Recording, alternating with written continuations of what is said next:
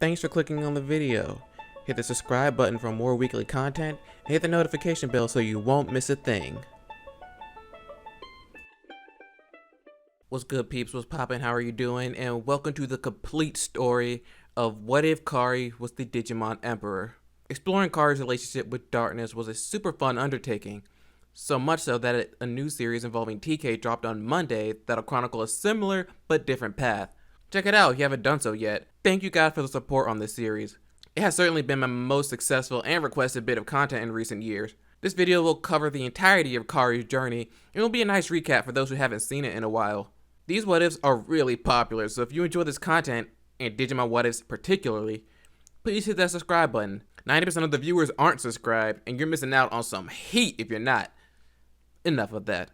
Thanks for watching and supporting the channel, and without further ado, let's get on with the complete story of What If Kari Was the Digimon Emperor. Let's set up the background. In the original story, Ken's cruel personality came when a dark spore was planted within him. In this scenario, the same thing would happen, but instead to Kari. As far as the timeline goes, let's say right after the finale of Season 1. For those who don't remember, not only does the dark spore change a person's personality, but it also changes their intelligence and athletic abilities. The changes aren't sudden though, and since Kari is the literal embodiment of light, the spore's influence on her is slower. I'm gonna say her personality change doesn't happen until about a year before the start of Season 2. She grew cold and distant to everyone around her, including Tai. Ken grew to believe that those around him were insignificant insects. Kari, on the other hand, viewed all around her as pathetic sheep, lost without the guidance of a ruler. However, since she would not be able to rule them, her frustration grew as she was stuck in a stagnant world. One night, Kari received an email, sender to be revealed later, telling her to take her Digivice and escape to the digital world. Somehow the mystery sender knew of her ideals and frustration. She did so, and soon found herself by the dark ocean, with Gatomon by her side as well. Gatomon, though not having seen Kari in years, knew something was wrong, but she stood by her nonetheless. Just as Ken did in the original, Kari placed her Digivice in the dark ocean, transforming it into a dark D3. It's here, she thought, that she can take her rightful place as ruler over the weak. Not gonna lie, I'd be more scared of Kari than Ken. Not only because of the influence of the dark spore, but she has a lot more knowledge of the digital world and has a more competent partner. So let's see what Kari is capable of. Fast forward to the start of Season 2 when TK, Yoli, and Cody arrive at school. If you remember, Davis originally was overexcited to be in the same class as Kari again. This time, however, no such commotion was made. He's in his seat, fiddling with whatever, and Kari is in her seat, reading a book. Davis is infamous for having a huge crush on Kari, and honestly, I think it's because of Kari's kind nature. But because of her recent change in personality, that crush faded over the past year. Back to the story, TK notices an empty seat next to her and, like before, tries to strike up a friendly conversation. Things quickly turn awkward for him when it appears she's uninterested in talking. TK picks up that something's not right, but just decides to ignore it. Around lunchtime, Kari slips away unnoticed to head to the digital world. Meanwhile, Tai is already in the digital world as Agumon and several other Digimon are under attack. Agumon tells him that the one responsible is a human calling themselves the Digimon Emperor, and that they have the power to control Digimon through some mysterious power. From this point on, the episode plays out the same, with some key exceptions. Kari is nowhere to be found when the others head to the digital world. There's also no dark ring around Monochromon, so he needed to be defeated with sheer force. And in the sky, unbeknownst to them, flies a Lady Devimon, silently gathering information of the events that just happened. Davis and the others successfully warded off the Monochromon threat, as they did in the original story. But like I mentioned in the previous part, there's no dark ring, and Kari is nowhere to be found. There's also a hidden Lady Devimon in the mist spying on the young heroes. When the Monochromon came to, it was as if he had no recollection of the previous attack, like he had been brainwashed. Tai and TK remembered back to the days of Devimon and how he manipulated the minds of Digimon through the use of black gears. There was nothing like that found on Monochromon, so what or who could be causing this? The group didn't dwell on it too long though before heading back home. However, another thing that was on TK's mind was this. Where were Kari and Gatomon? Sure, she wasn't acting like herself earlier, but he never knew her to just ignore a cry for help. The events then play out similarly to before. Yoli wanting to go to the digital world, and the other kids meeting about this new threat. Kari was here this time, but was totally distant and aloof to the entire conversation, as if she didn't care what was happening in the digital world. After all was done, TK pulled her to the side to ask her why she didn't join the others when dealing with Monochromon. Normally, she'd be the first to respond to any call for help, but today she was nowhere to be found. Her response, "Clearly you didn't need my help." With nothing else to say, she walked off, leaving TK speechless. Patrick noticed and sadly explained to him Kari's change in personality. He had no clue what happened to his sister. 1 year ago, her light still shined bright, but now that light somehow went out. She won't even open up to her own brother. Ty was on the verge of tears before TK reminded him of something 3 years ago. Ty asked him to watch over Kari when she wasn't well, and TK told Ty that he still intends to keep that promise. They might not know what's wrong now, but the two of them refuse to give up. The next day, the gate to the digital world reopens, and like before, Davis and Vmon got captured, Hawkmon and Armadillomon got introduced, and they ward off the Brainwash Nemon, Dromojimon, and Mojiamon. Again, no Kari or Gatomon, and no Dark Rings. However, the human calling themselves the Digimon Emperor makes their official debut to the Digidestined. Just imagine a similar outfit to Ken's original, but with a skirt. And behind her, ready for any command, was a Lady Devimon. I would also add that since Kari would have actually known most of the group prior to becoming the Digimon Emperor, she would have also added a voice changer to the outfit. She's certainly smart enough to do it now, so why not? The adventure presses forward until the group makes one major discovery, the Control Spires. And you might be asking, there are no Dark Rings, what are the Control Spires for? Get this. In this scenario, the Control Spires are used to amplify the effects of the Digimon Emperor's hypnosis. That way, it'll be easier to control more Digimon in a larger area. And subsequently, by destroying said tower, the hypnosis weakens and the Digimon are easier to beat. The Control Spires also have the original effect of amplifying the Dark D3's power of preventing natural Digivolution. And after analyzing Yoli's D3, a map reveals the Digimon Emperor has placed towers all over the digital world. At that moment, the Digidestined knew their objective, to destroy every last Control Spire. At the same time, Kari, or the Digimon Emperor, was cooking up some schemes of her own. The team has officially been completed, with Yoli and Cody now having partners in Hawkmon and Armadillomon. All head off to the digital world in an attempt to clear out more Control Spires. Again, Kari and Gatomon were nowhere to be found. However, they are soon confronted by the Digimon Emperor, who unleashes a herd of hypnotized Tyrannomon. Keeping with the original story, Flamedramon, Halcymon, and Digmon don't have enough strength to handle the entire group. TK and Cody head into a nearby cave, which so happens to house the two Digi-Eggs the group has also been looking for. One emblazoned with the Crest of Hope, while the second had the Crest of Light. When TK saw the second egg, a burning anger began to well up inside him. Whoever did this to his friend, he vowed, would pay. He couldn't allow the forces of darkness to claim someone else. Will TK handle this anger properly? We'll just have to see as the story continues to unfold. He reached out towards the Digi-Egg of Hope, gained a new D3, and unleashed its power to bring forth Pegasusmon. Now, as much as I love this Digimon, I won't allow bias to sway the story. The addition of Pegasusmon does help, but it was still an uphill battle due to just the sheer number of Tyrannomon. In the original, it took both Pegasusmon and Nefertimon working together to win. Let's see how they'll fare now. While trying to engage with one of them, Pegasusmon is fiercely swatted away and slams into the Control Spire in the area. TK noticed two things after that: the damaged Control Spire and the slightly dazed behavior of the Tyrannomon that followed. That gave him an idea. Instead of attacking the Tyrannomon, he told his partner to destroy the Control Spire. With a powerful Equus beam, the tower had completely fallen, and the hypnotic spell of the Tyrannomon had weakened enough for them to be subdued.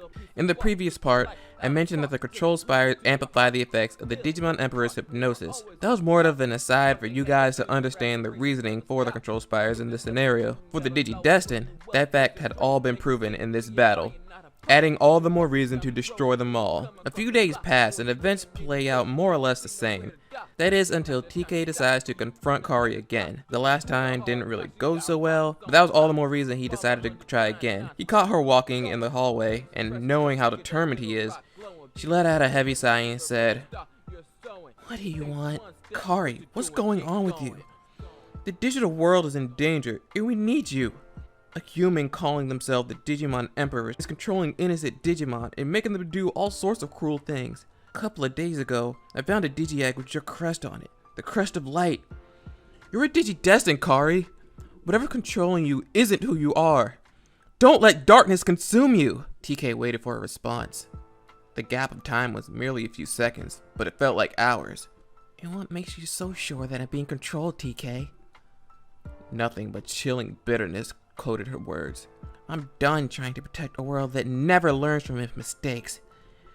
First, it was Devimon, then Edimon, then my Otismon, the Dark Masters, Apocalypmon, and now this Digimon Emperor. Clearly being a Digi-Destined isn't working out so well. I'm done playing superhero, and I suggest you do the same. And with that, she continued on her way. TK couldn't believe what he heard. He refused to believe it. That was not Kari. It just couldn't be. Well, whoever she was dropped a piece of paper on the floor as she was leaving. It had a drawing on it. A drawing of a cat-like creature. This isn't Gatomon, TK said, perplexed. But as he scanned the page, he saw a list of names underneath the drawing. All the names were crossed off except one. Makomon. I want to take a moment right now to discuss someone who hasn't made an impact on the story just yet, and that's Ken. Just what is Ken up to now that he doesn't have a dark spore and isn't the Digimon Emperor? Well, for starters, Ken is still a Digi-Destined. The events of his childhood will still be the same, including the death of his brother Sam. The only difference is that Ken wouldn't be affected by a dark spore. Because of that, Ken doesn't get the Dark D3. As a matter of fact, his Digivice will still be the classic one seen in the first season. Ken would still feel incredibly guilty over the loss of his brother, so he would grow up to be similar to the Ken we got before, just not as smart, athletic, or reclusive. This Ken is a lot more friendly from the beginning as well, likely to hide the pain of loss. So we got Ken figured out, but what about his partner, Wormmon? Unfortunately, Ken only got to be with Wormmon that one time in his childhood before he had to leave the digital world, and since his Digivice can't open a Digigate, Ken had no way to visit his friend. Yet. Our story continues on the day of Davis's soccer match against the Tamachi soccer team, aka Ken's team. Ken is no longer the star player, but for the sake of the story, he's still a member. Because of that, Davis and his team are able to secure the victory. Right after shaking hands, Ken's eyes widened when he saw the group of kids Davis was walking towards. These kids had Digimon! They were Digi-Destined just like him. But why are the Digimon out in the human world? Can they travel to the digital world? Can he finally see Wormmon after all these years? He had so many questions, but before they got too far away, he managed to catch up to them. Davis jokingly suggested that Ken must want his autograph, but everyone else was a little confused as to what's currently happening. When Ken caught his breath, he pointed and asked, "Those are Digimon, correct?" For a second, you could hear a pin drop. Patamon and the other in-training Digimon flinched at the thought of being recognized. "How did you know that?" Cody cautiously responded. Ken answered by reaching inside of his gym bag and pulling out his Digivice. At that moment, the entire group was astounded. "How long have you had that?" TK asked. "Since I was a little kid. With it, I was able to visit the digital world once, but only that one time. I would love to go back." After hearing that, the group's expression turned grave. He clearly doesn't know what's been happening in the digital world as of late. TK explained to Ken about the reign of the Digimon Emperor and her rampage over the digital world. This caused Ken to nearly panic. Is Wormmon okay? Is he under her control? Ken pleaded with everyone to take him to the digital world. He needed to see for himself. They were a bit hesitant, but it was Davis who stepped in to agree to Ken's plea. According to him, it's their duty to help a fellow Digi-Destined. This also means one more ally in the fight against the Digimon Emperor. They couldn't really argue with that logic. The following day, the game made it back to the digital world, and the sight of all the control spires hurt Ken's soul. But he couldn't dwell on it too long because they had a mission to complete. The plan was as follows.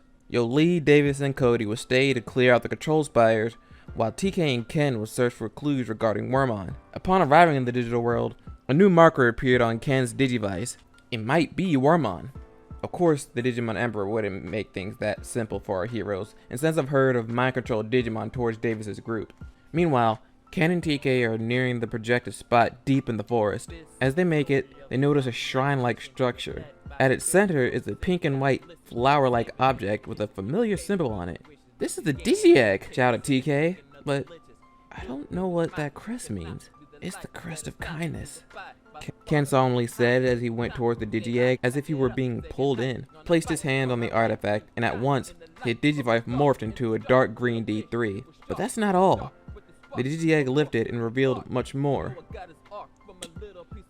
Ken? Wormon?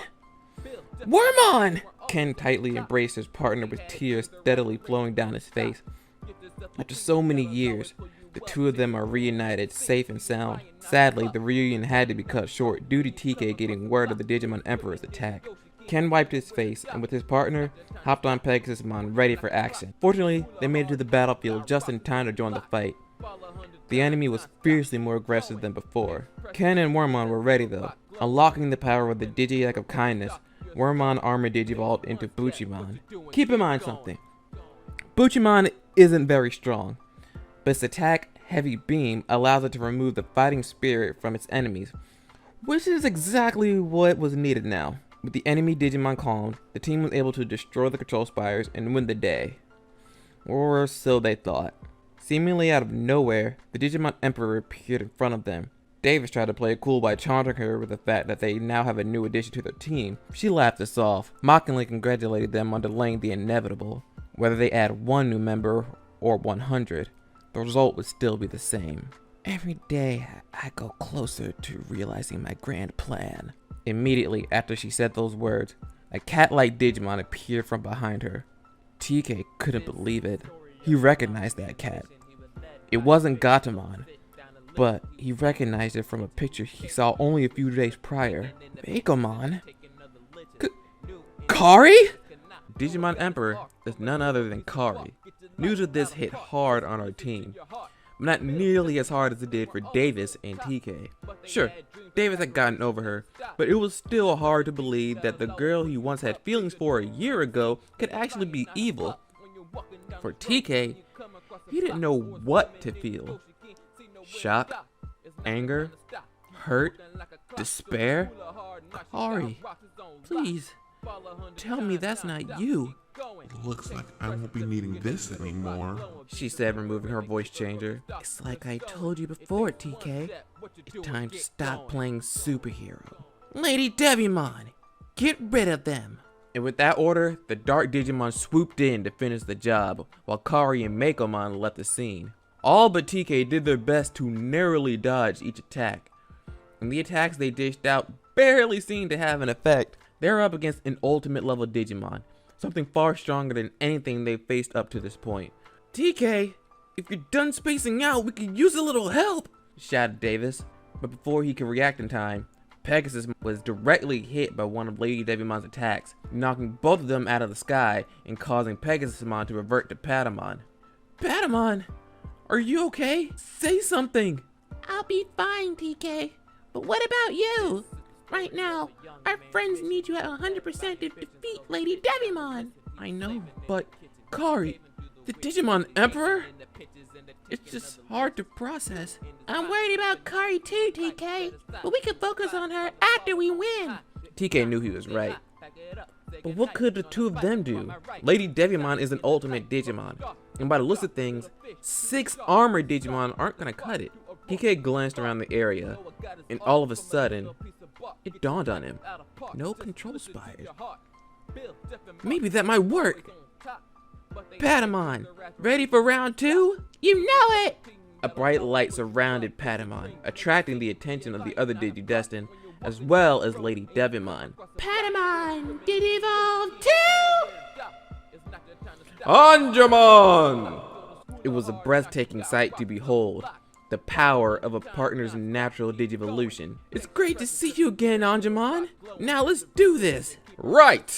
The angel soared in, and this time, the gap in power wasn't as high. Though Lady Devimon wasn't ultimate and Angemon was only a champion, being an angel-type Digimon allowed him to actually do some significant damage to his opponent, who was a fallen angel Digimon. That's not to say Angemon had an easy time either. She was still landing some serious blows, and if Angemon weren't careful, things wouldn't end so well for him. Once both were pushed to their limits, Angemon flew back a few feet and raised his staff in the air. The sight of this instantly brought back the memory of the fight with Devimon and TK all those years ago. Anjumon, no! What are you doing? Don't worry, TK, he said with a calming smile.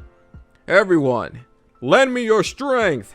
The other Digimon, exhausted from the battle, channeled whatever power they could to Anjumon's staff before they too reverted back to their rookie forms. Fully charged, Anjumon's staff absorbed into his right fist before sending it flying towards Lady Devimon as a powerful hand of fate. Lady Devimon was too tired to avoid the blast and took it directly, seemingly evaporating.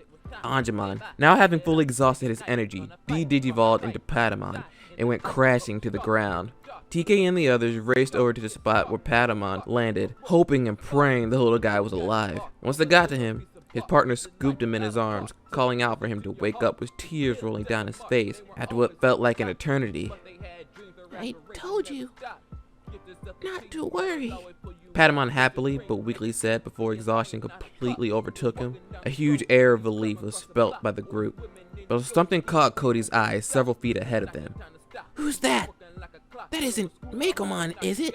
They all looked towards where Cody directed and saw another cat-like Digimon. This one pretty beat up and for some reason crawling away. This one had a unique feature though.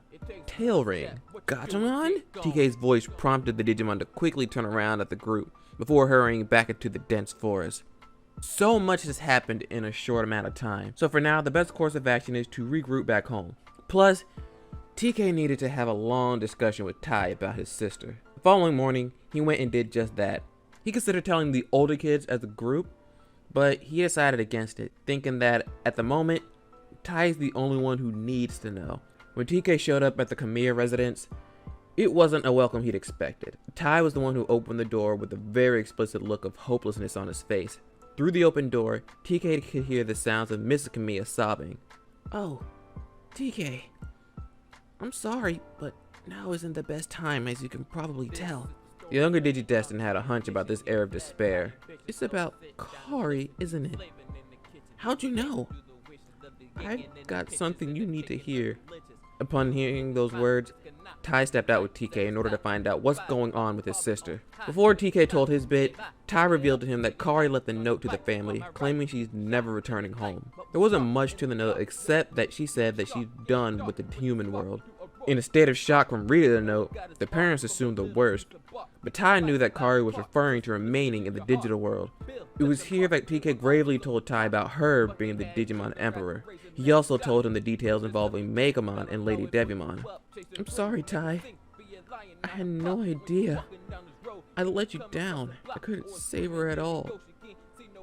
Yes, this news was heartbreaking for Tai to hear, but tears and doubt aren't going to bring her back. No, TK. None of us could have done anything to prevent this. Whatever force is taking hold of my sister is stronger than we imagined. But we've taken on strong beings before, and we won. As a team. Us older kids will do our best to help, but in the end, it'll be up to you and the others to save her. TK hated the idea of knowingly fighting against his best friend, but he knew that the worst thing he could do is to let her be completely consumed by darkness. Considering what they're going up against, it's gonna be a long battle. Meanwhile, back in the digital world, in an elusive base, the Digimon Emperor is completing some blueprints for some new device. On it, it read, Ultimate Siphon. Essentially, it was like the Dark Spiral with a small antenna on it. At last, it's complete. With a push of a button, the device materialized in front of her. Gatomon! Be a dear and give this to our test subject. Yes, Kari. She obediently took it and swiftly made her way to the holding cells. It wasn't long before she reached the desired cell. Gatomon! Why? I'm sorry. Our heroes have returned to the real world after dealing with the Digimon Emperor and her lady Devimon. It's been revealed that she's been chosen to forsake the human world and remain in the digital world. But unknown to the Digidestin is the sinister plan Kari has in store. Back in her base, Kari makes her way down a series of corridors until she arrives at her lab. At the very center is some sort of incubator housing a sleeping Megamon. I think it's time to proceed with phase 1. Gatomon! Yes, Kari? Let's go. We have to prepare for our guests, she ordered, finishing with a malevolent laughter. As far as the timeline is concerned, This is around the same time that the Digimon Emperor terrorized the group with Metal Greymon in the original. And a similar situation happens in this scenario as well. While in the digital world, the Digidestined are informed that Kari has been spotted wreaking havoc with Tai's Metal Greymon. The group's plan of action is to still fight off and save Metal Greymon, and while Davis is still shocked that they'll have to fight him and fights TK like before, Tai is visibly more upset than before, and Matt knew why. You can't blame her, Tai. The darkness taking hold of her is more powerful than we imagined. But for her and Agumon's sake, we need your head in the game. Yeah, Matt, you're right. Me and Kari never really fought before, but this is the only way to bring her back. The younger kids heard this, mentally prepping themselves for what to come, but Davis was still riddled with apprehension. As most of you guys have probably guessed, this is when Davis gets his Digi-Egg of friendship. All plays out almost exactly the same, with some exceptions. When confronting the rampaging Metal Greymon, the group notices some form of dark energy being redirected from the ultimate siphon on his arm to the Digimon Emperor's dark Digivice. Metal Greymon, what's happening to you? Oh, do you like my new toy? With it, not only can I force any Digimon to dark Digivolve, but the overflow of negative emotions that come with it are mine. Kari, snap out of it! This isn't who you are! Kari, you know, is nothing more than a long-gone memory. Destroy then, Metal Greymon! Just like that, our heroes were back on the defensive from this powerful ultimate-level Digimon. Here's when the story plays out again like the original, with Davis finally understanding the true meaning of friendship and using Ragemon to destroy the ultimate siphon. I got what I needed. Let's go, Gatomon. As Gatomon digivolved, the Digidestined saw that what now stood in her place was none other than Lady Devimon. Lady Devimon? Shouted Davis. I thought Anjumon took her out. It's just like I thought, TK interjected. What do you mean? After Anjumon attacked her last time, she seemingly vanished without a trace. Remember the Gatomon we found super beat up afterwards? At that moment, I was all but certain that Lady Devimon was Kari's partner. But before anything could be done, Lady Devimon was already long gone with Kari on board. Taking solace in their victory, the group changed priorities for now and tended to the very exhausted Agumon. After some food and rest, Agumon explained all he could about his experience. It was horrible. When Gatomon became Lady Devimon, she used some sort of spell to put me under her control. The next thing I know, I'm Metal Greymon. I'm sorry, guys. No one blames you, Agumon. We're just glad you're alright. But Tai, what are we gonna do? By the looks of things, the Digimon Emperor is targeting ultimate level Digimon. I think I can explain the reasoning for that, responded Izzy through the Digivice. I'm sure some of you noticed that ominous energy flowing from Metal Greymon to Kari. During the fight, I analyzed the ultimate siphon as well as that black energy. While I'm uncertain of her true goal, it would seem like Kari is trying to collect negative energy from ultimate level Digimon. To say this was a shocking revelation for the Digidestined will be putting it lightly, but leave it to Davis to encourage his team back to action. Kari might be stronger now, but so are they. And right now, they don't have time to sit around feeling down and scared. He's right, said TK. If we're gonna save Kari in the digital world, we need to keep moving forward. The others soon regained their resolve, and Tai and Matt could only smile knowing that the future of the digital world is in good hands. From this point, the story progresses with Yoli and Cody also gaining their second Digi-Eggs. They continued fighting off Digimon controlled by the ultimate siphon, significantly slowing down the Digimon Emperor's plan. Our story resumes when the Digidestined decide to remain in the digital world until the Digimon Emperor is defeated. After some scoping around, her base has been found. But let's switch back over to Kari's perspective. Due to unforeseen circumstances, the amount of negative energy she was actually able to harvest was nowhere near enough. While on her base trying to come up with something, the base's sensors picked up on an unprecedented amount of negative energy all packed in one area, the Dark Whirlpool. Perfect. The Whirlpool had more than enough to set her plan into action. Gatomon saw this, and though she wished Kari wouldn't go, she said nothing. Once prepared, the Digimon Emperor made her way deep into the Dark Whirlpool. It was a desolate place where no light could get through. Evil reigned, and any spark of goodness was snuffed out. For a split second, even Kari shuddered. Nonsense, she said, shaking it off. I'll show this world true darkness. After a few minutes, all the dark energy she needed was collected and transferred into the lab. But little does she know, she had an audience, TK. Inside that whirlpool was Devimon, the one responsible for Anjumon's death 4 years prior. Though Kari didn't require Devimon's data like Ken did, she still used the surplus of evil and darkness he supplied to the whirlpool, and that was enough for TK to lose his cool and pursue her on his own. He goes to confront Kari just like he did with the original Digimon Emperor, but once they do meet, Kari isn't met with a condescending laugh or a snarky comment. TK is livid. Someone he trusted willingly tampered with the forces of darkness for their own gain. Kari! What's the matter with you? You know just as much as I do how dangerous the forces of darkness can be. You just don't seem to get it, do you? I'm the only thing you should fear in this world. The darkness is mine to command. I won't lose to it, or anyone else. Kari, I don't want to hurt you. I'd like to see you try. She finished, and with a snap of her finger, Megamon materialized in front of her. Huh? Megamon? No. Kari's Black D3 emitted an intense, ominous light that enveloped the cat Digimon. The light soon faded to reveal a larger, more ferocious feline with a piercing, bloodthirsty roar.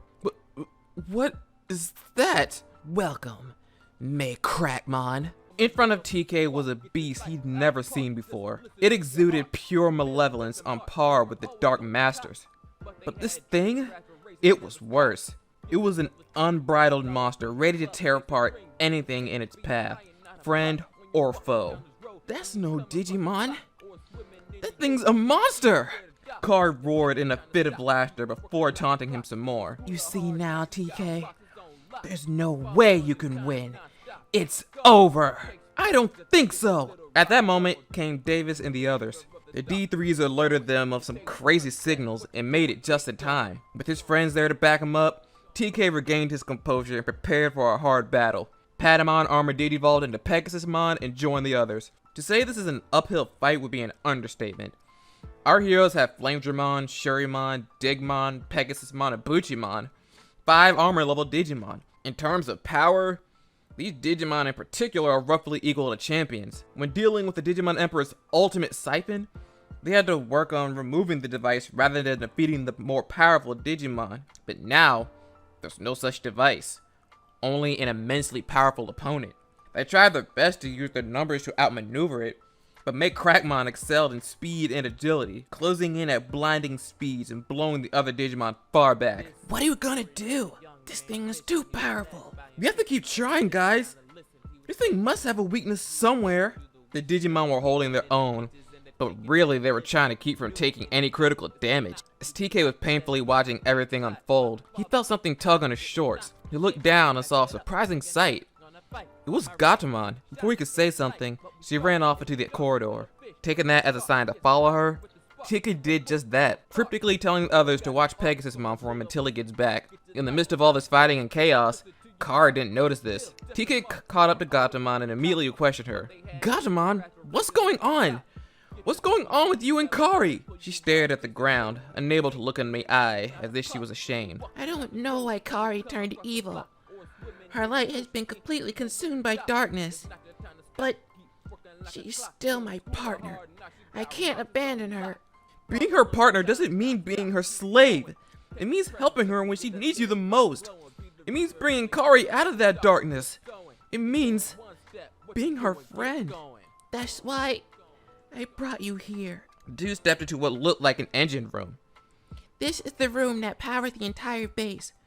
The source of that power is this. Gatomon said, pointing to the artifact at the center. TK further examined it. It was a gold ball with a single wing at the top, with a silver crest on the front. This is a Digi-Egg! It's the golden Digi-Egg of destiny. Kari found it one day and figured it was the perfect power source for the base. If it's powering this entire place, it must be intense. Again, Gatomon grabbed TK's shorts and pleaded. I know Kari's true goal, and Crackmon's not the end.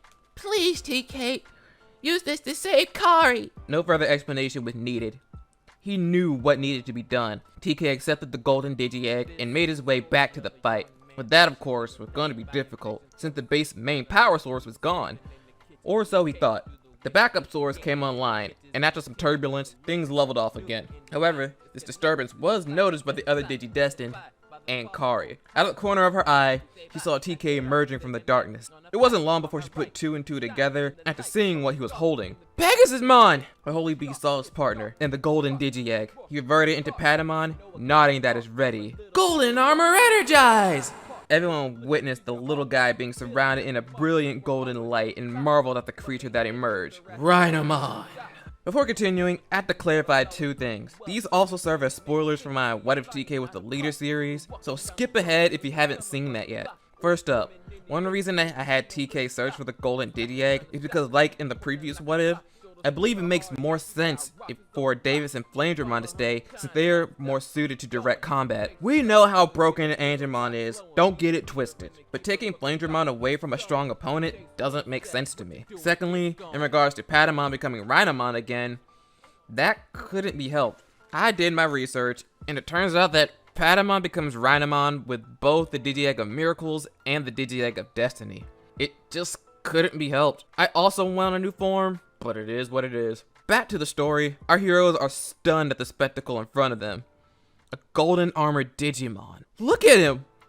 You might actually be able to win! Kari stood on the opposite side, visibly irritated, wondering how he even managed to get that Digiegg.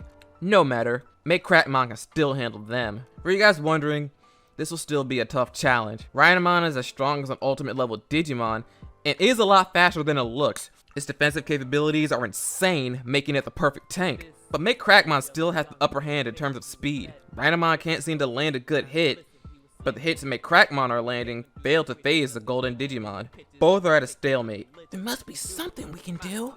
Only Rhinamon can land a good hit. Ken then got an idea. If the rest of their Digimon distracted Crackmon, maybe they would provide an opening for Rhinamon to attack. It was risky, but the Digimon agreed without hesitation. All at once, they charged in, with Rhinamon in the back, waiting for the right moment.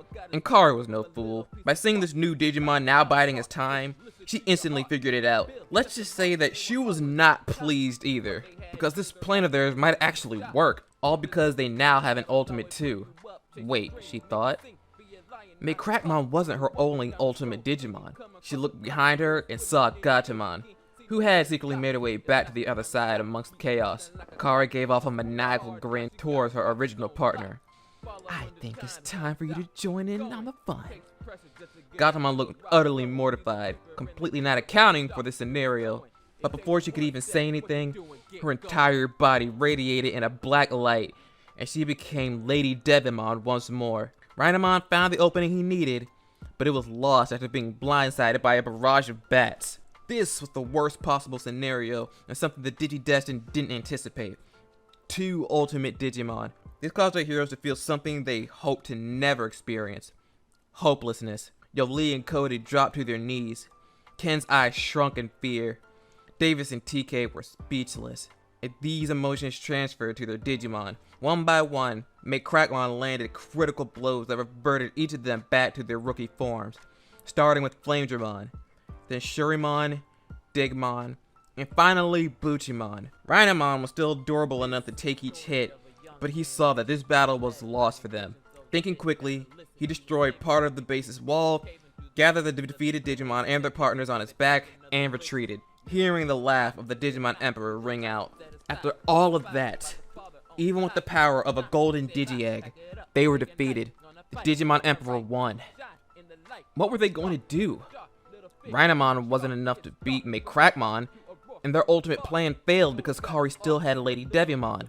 Is the digital world destined to fall under the Digimon Emperor's control? It can't be. Besides, they made a promise to remain in the digital world until the Digimon Emperor had been stopped.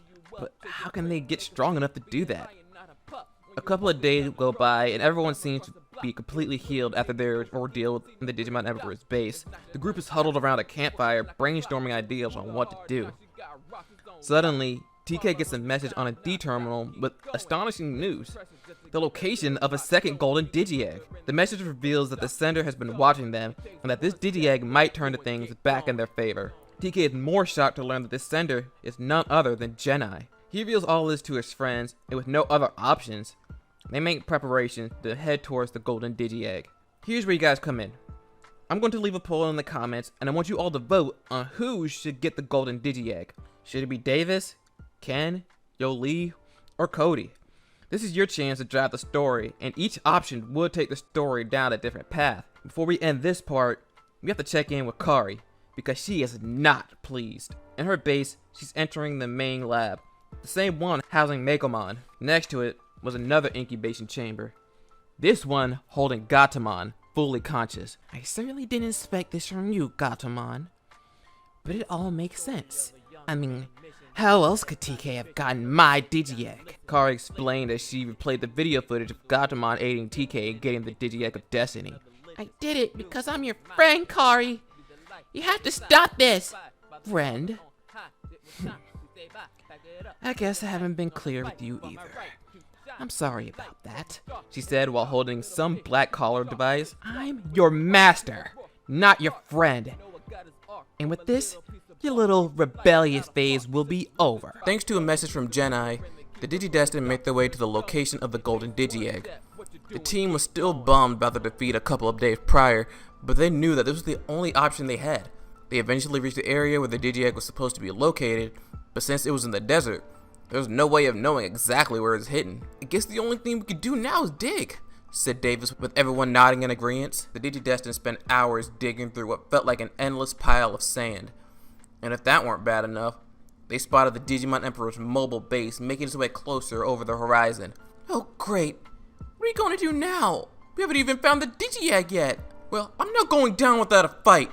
We might not have the Golden Digi-Egg, but we're still Digidestined.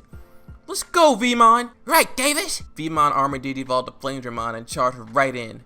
The others briefly shook off their nerves and followed suit. They were determined to end this fight differently than before. Once the team pulled up in the front of the base, they waited for Kari to emerge. Once she did, they were greeted by a horrific sight.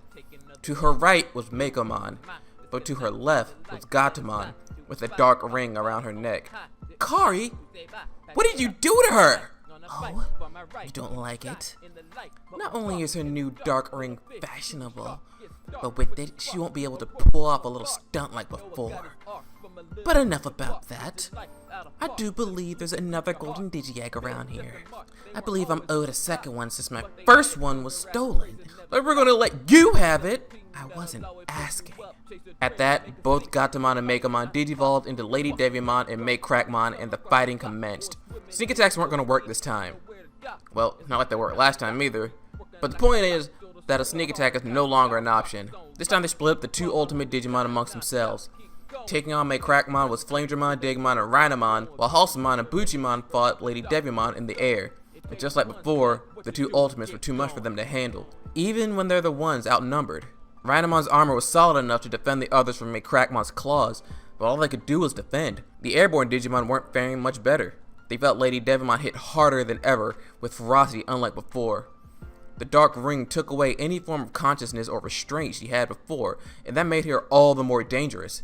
Even Buchimon's heavy beam did nothing to soothe her fighting spirit. Back on the ground, Maycrackmon's attacks were beginning to take its toll. Digimon was left wide open for a lethal blow. The feline lunged in for the final attack, only to be intercepted by Flamedramon, who managed to protect his friend at the last moment. However, this hit was still strong enough to cause him to revert down to Vmon. Vmon! Davis cried out, rushing over to his partner. Davis, wait! TK tried calling him back, but it was of no use. He made his way to Vmon's side, and though Maycrackmon tried to attack the Digidestined, Rhinomon and Digimon managed to hold it back. Vmon, are you okay, buddy?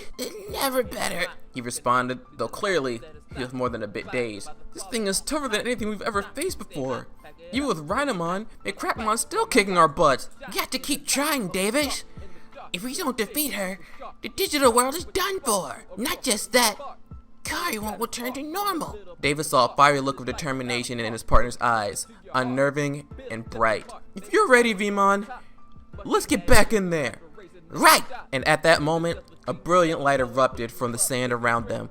The same golden light TK was familiar with, emerging from the sand and floating in front of Davis with the Golden Digi-Egg of Miracles.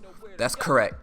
You guys voted for Davis to be the one to receive the Digi-Egg. Let's see if it works. Everyone present was in awe at the brilliance of the second Golden Digi-Egg.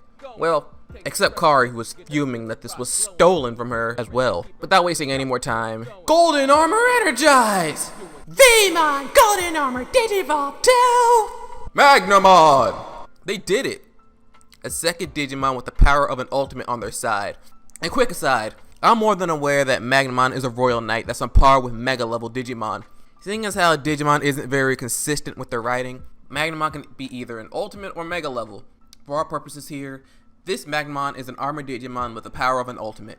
With that in mind, Magnamon wasted no time closing the gap between him and Crackmon. Shaken by this, the cat Digimon attempted to make space again, but Magnamon seemed to be able to match her in speed, closing the gap once more. "You go on and help the others. This one's mine," Magnamon instructed. Crackmon, don't let them get away!" Kari commanded. But when she tried to stop Rhinomon and Digimon, Magnamon blocked her way. This infuriated the feline and the two clashed. And just like with Rhinomon, Magnamon's golden armor was impenetrable. Unlike Rhinomon though, Magnamon was fast enough to land solid hits. With Rhinomon and Digimon assisting Halsamon and Buchimon, Lady Devimon soon became overwhelmed. I can't believe it. We're winning. And he was right. While the other three Digimon distracted Lady Devimon, Rhinomon charged in with an atomic burst, promptly reverting her back to Gatomon and destroying the Dark Ring in the process. Back to Crackmon, she was getting more and more tired and injured thanks to the Golden Warrior. Kari was becoming more erratic, losing almost all the pop she had since the beginning. Crackmon, her ultimate creation, losing. Her ultimate plan, ruined. Magnamon, I think it's time to end this. And he did just that. In a giant burst of energy, Magnamon unleashed his Magna Explosion, which completely obliterated Crackmon. She was no more. They had won. With both her Digimon down, Kari had no choice but to surrender. But that was easier said than done. Do you really think this means you won? I'm the Digimon Emperor! No one is more powerful than me! Don't think a minor setback will— Kari! TK shouted while holding something in his arms. She turned over, and the sight she beheld was one that was worse than any nightmare. It was Gatomon, and she was dying. Rhinomon's final attack on her was a lethal one. For the first time in what felt like centuries, Kari wept. She leapt down to the ground and rushed towards her partner. Gatomon? Please, say something. I'm sorry, Kari. I wasn't strong enough. But because of everyone else, you're bad. These were all that she could utter before completely turning into data and scattering.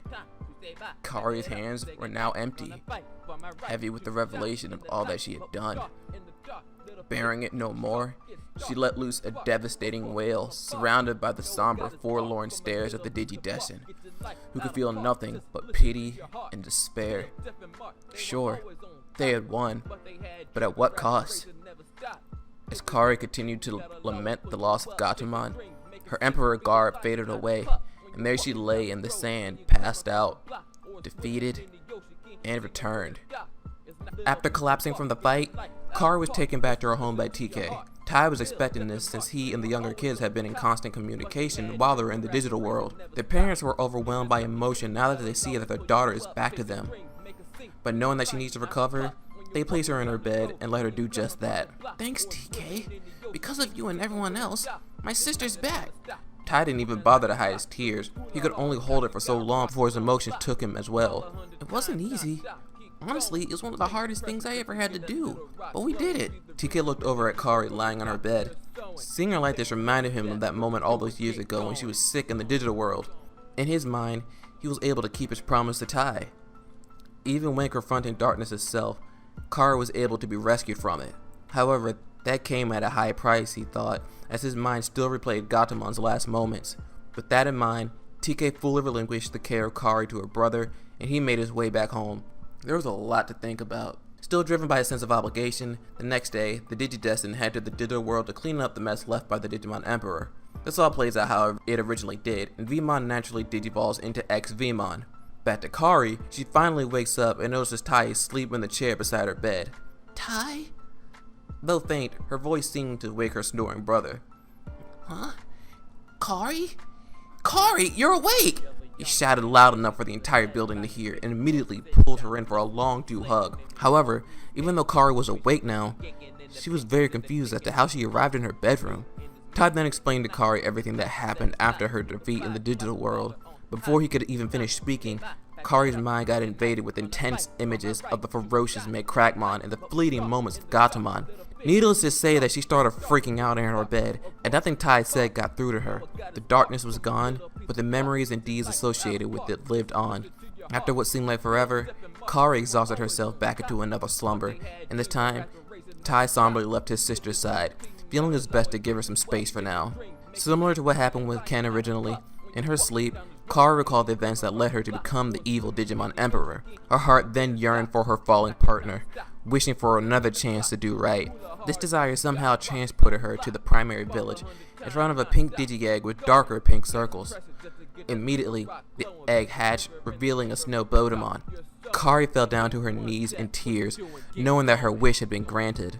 But that's not all. Right next to the baby Digimon's crib was another Digi-Egg hatching, revealing yet another Snow Bodemon looking on towards Kari. Megomon? You too? Both babies nodded and leapt towards the Digidestined. In the distance, a beam of light shot up towards the sky, leading the way towards something. Drawn towards it, Kari makes her way. At the location, the light seems to be coming from inside the cave.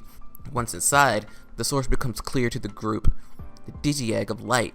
Kari was hesitant at first to get near it. How could she accept it knowing all the evils that she had caused? But with a little pressure from her Digimon, she steeled her nerves and took the Digi-Egg. A couple things happened when she touched it. Her black D3 became the white and pink model we're familiar with, but the most miraculous thing that took place happened to her Snow Bodemon. The energy from the egg allowed the two to warp Digivolve to Gatomon and Mekomon. It was a tear-felt reunion too. Gatomon was returned, and with Mekomon, Kari vowed to fix everything that fell to ruin because of her. Meanwhile, the other Digidestined were having a meeting to discuss what should happen with Kari. Should they let her join them, or were her actions too grievous? The most vocal proponents for each side were Davis and Cody. Davis was trying to convince Cody that Kari was one of them through and through. No matter what she did, she was still a Digidestined like the rest of them. Having Kari on their side would only make them stronger, and restoring the digital world would be that much easier. He also mentioned that he knew Kari before she became evil, and she was practically the complete opposite of their enemy that they face in the digital world. Cody, just like with Ken before, basically ignored all that and took their past experience at face value. Since the beginning, he knew Kari to be pure evil and nothing else. Look at what she was willing to do in pursuit of power. She brainwashed countless Digimon, including her brothers. Megamon was created for the sole purpose of destruction and chaos. She even forced her own partner into submission, the results of which indirectly led to her own death. In Cody's eyes, how could anyone forget any of that stuff, let alone forgive it? As far as the consensus goes, both Ken and Yoli were leaning more towards Cody's side, leaving TK the only one to side with Davis. Like Cody, Ken and Yoli haven't known Kari prior to the events of this story, and though they weren't as sold on the idea like Cody, it makes sense for them to be skeptical. TK, say something to them, get them to listen to reason. Kari's one of us. This whole time, the veteran Digidestined hasn't spoken a word. It was true that he had already chosen his side the moment they decided to have this meeting, but he still made it a point to listen to the opposing argument. He was also debating on revealing something not known to the rest of them, but now he feels like it's the perfect moment. We can't force them to trust her, Davis. It's like Cody said, Kari's practically a stranger to them, so being skeptical makes sense. However, let me say this. 4 years ago, me, Kari, Tai, and the rest of the older Digidestined were in the digital world fighting the Dark Masters. At some point, Kari fell sick with the fever, and me, being the crybaby that I was, I looked over to her and cried, scared that she wasn't going to make it. That's when Tai looked at me and asked me to protect her, that I was their last line of defense to make sure that she was safe. Every day since that moment, I did what I could to live up to that promise I made to him, and that promise lives with me to this day. Kari needs us. The worst thing we could do for her is let her go at this all alone. I refuse to let that happen, no matter what anyone says. The entire room felt his conviction. No one could really bring themselves to say anything. The weight of his words hung over their hearts, making it difficult to retain any form of resentment. Even after all this, you still have my back. Everyone's heads shot towards the source of that voice, and at the doorway, it was Kari. Not only that, but emerging from behind her legs were Mekomon and Gatomon. Listen, everyone. I'm not here looking for forgiveness. As a matter of fact, I don't expect you guys to forgive me. But even still, I'm here to make things right. I remember every single thing I did as the Digimon Emperor. I'll never be able to fully atone for that. but I also can't sit back and do nothing while everyone else cleans up my mess. I've done a lot of thinking. As owner of the Crest of Light, I think I will always have a tie with darkness. Light and dark are two sides of the same coin. But I refuse to be controlled by darkness again. Me, Gatomon, Makomon, we want to make things right. Again, the room went silent as everyone had to process what they had just heard. But almost automatically, TK walked right up to Kari and pulled her in for a big hug. Welcome back, He softly said. She turned bright red and the rest of the room was content for now. Cody, being the way he is still super skeptical and won't trust her until she's really proven her change of heart. The following day, the Digidestined, including Kari, are in the digital world restoring a devastated area when they suddenly find out that the Digimon can't digivolve naturally anymore, despite Kari no longer having the Dark D3 and the control spires in the area no longer being active. That's when Thundermon came and attacked them. Like before, this is when Armadillomon becomes Ankylomon, but here's where things differ. In the original, it was Ken that came to deliver the final blow on Thundermon with Stingmon. In this scenario, Ken has yet to have Wormmon digivolve into Stingmon. But seeing as their Digimon can naturally digivolve again, XVmon and Angemon joined the fray. Gatomon has become the Nefertimon earlier on, but Makomon wanted to join in, seeing this as a chance to prove herself. Using that resolve, Makomon soon became Maycrackmon once more. But this one's appearance is more docile and tamer than the one they met before. Maycrackmon flew into battle, ready to help out the others. Thundermon was small and fast, so it was difficult for the others to land a decent hit. Somehow though, the Digimon in the air managed to corner it and Maycrackmon landed a solid blow to the Digimon. Kari then saw that a part of Thundermon broke off and it revealed some sort of black endoskeleton underneath. Instantly putting things together, Kari told Maycrackmon to attack one more time, not holding anything back. The cat Digimon obliged, and with one piercing lunge with its stinger, Maycrackmon completely obliterated Thundermon. Everyone couldn't believe what they just saw. Kari just ordered her Digimon to ruthlessly destroy another. Surely, there must have been a good reason for this, right? But Cody was not having any of it. No matter what the reason, killing was not an option. I knew it! You haven't changed at all! Kari didn't know why the others were looking at her like this. Did they not see it, she thought? Most likely not. Guys, look around. Where's the control spire? What are you getting at? Don't try to— She's right, Cody. Look. The control spire that was in this area is missing. That certainly explained why her Digimon could suddenly digivolve again. That's right. Also, after Maycrackmon's first attack, I noticed that a piece of Thundermon came off and revealed something inside of it. It was black, just like a control spire. Which means someone is reactivating the control spires and turning them into Digimon. Kari nodded to confirm that theory. It looks like yet another threat is about to reveal itself. The Digidestined figured out that the control spires have once again been activated. Not only that, but they're somehow being used to create artificial Digimon. This was discovered only after Kari had made Crackmon destroy the attacking Thundermon, an act that initially took the rest of the team by surprise. Cody immediately jumped on this as proof that Kari hasn't changed, despite her explanation.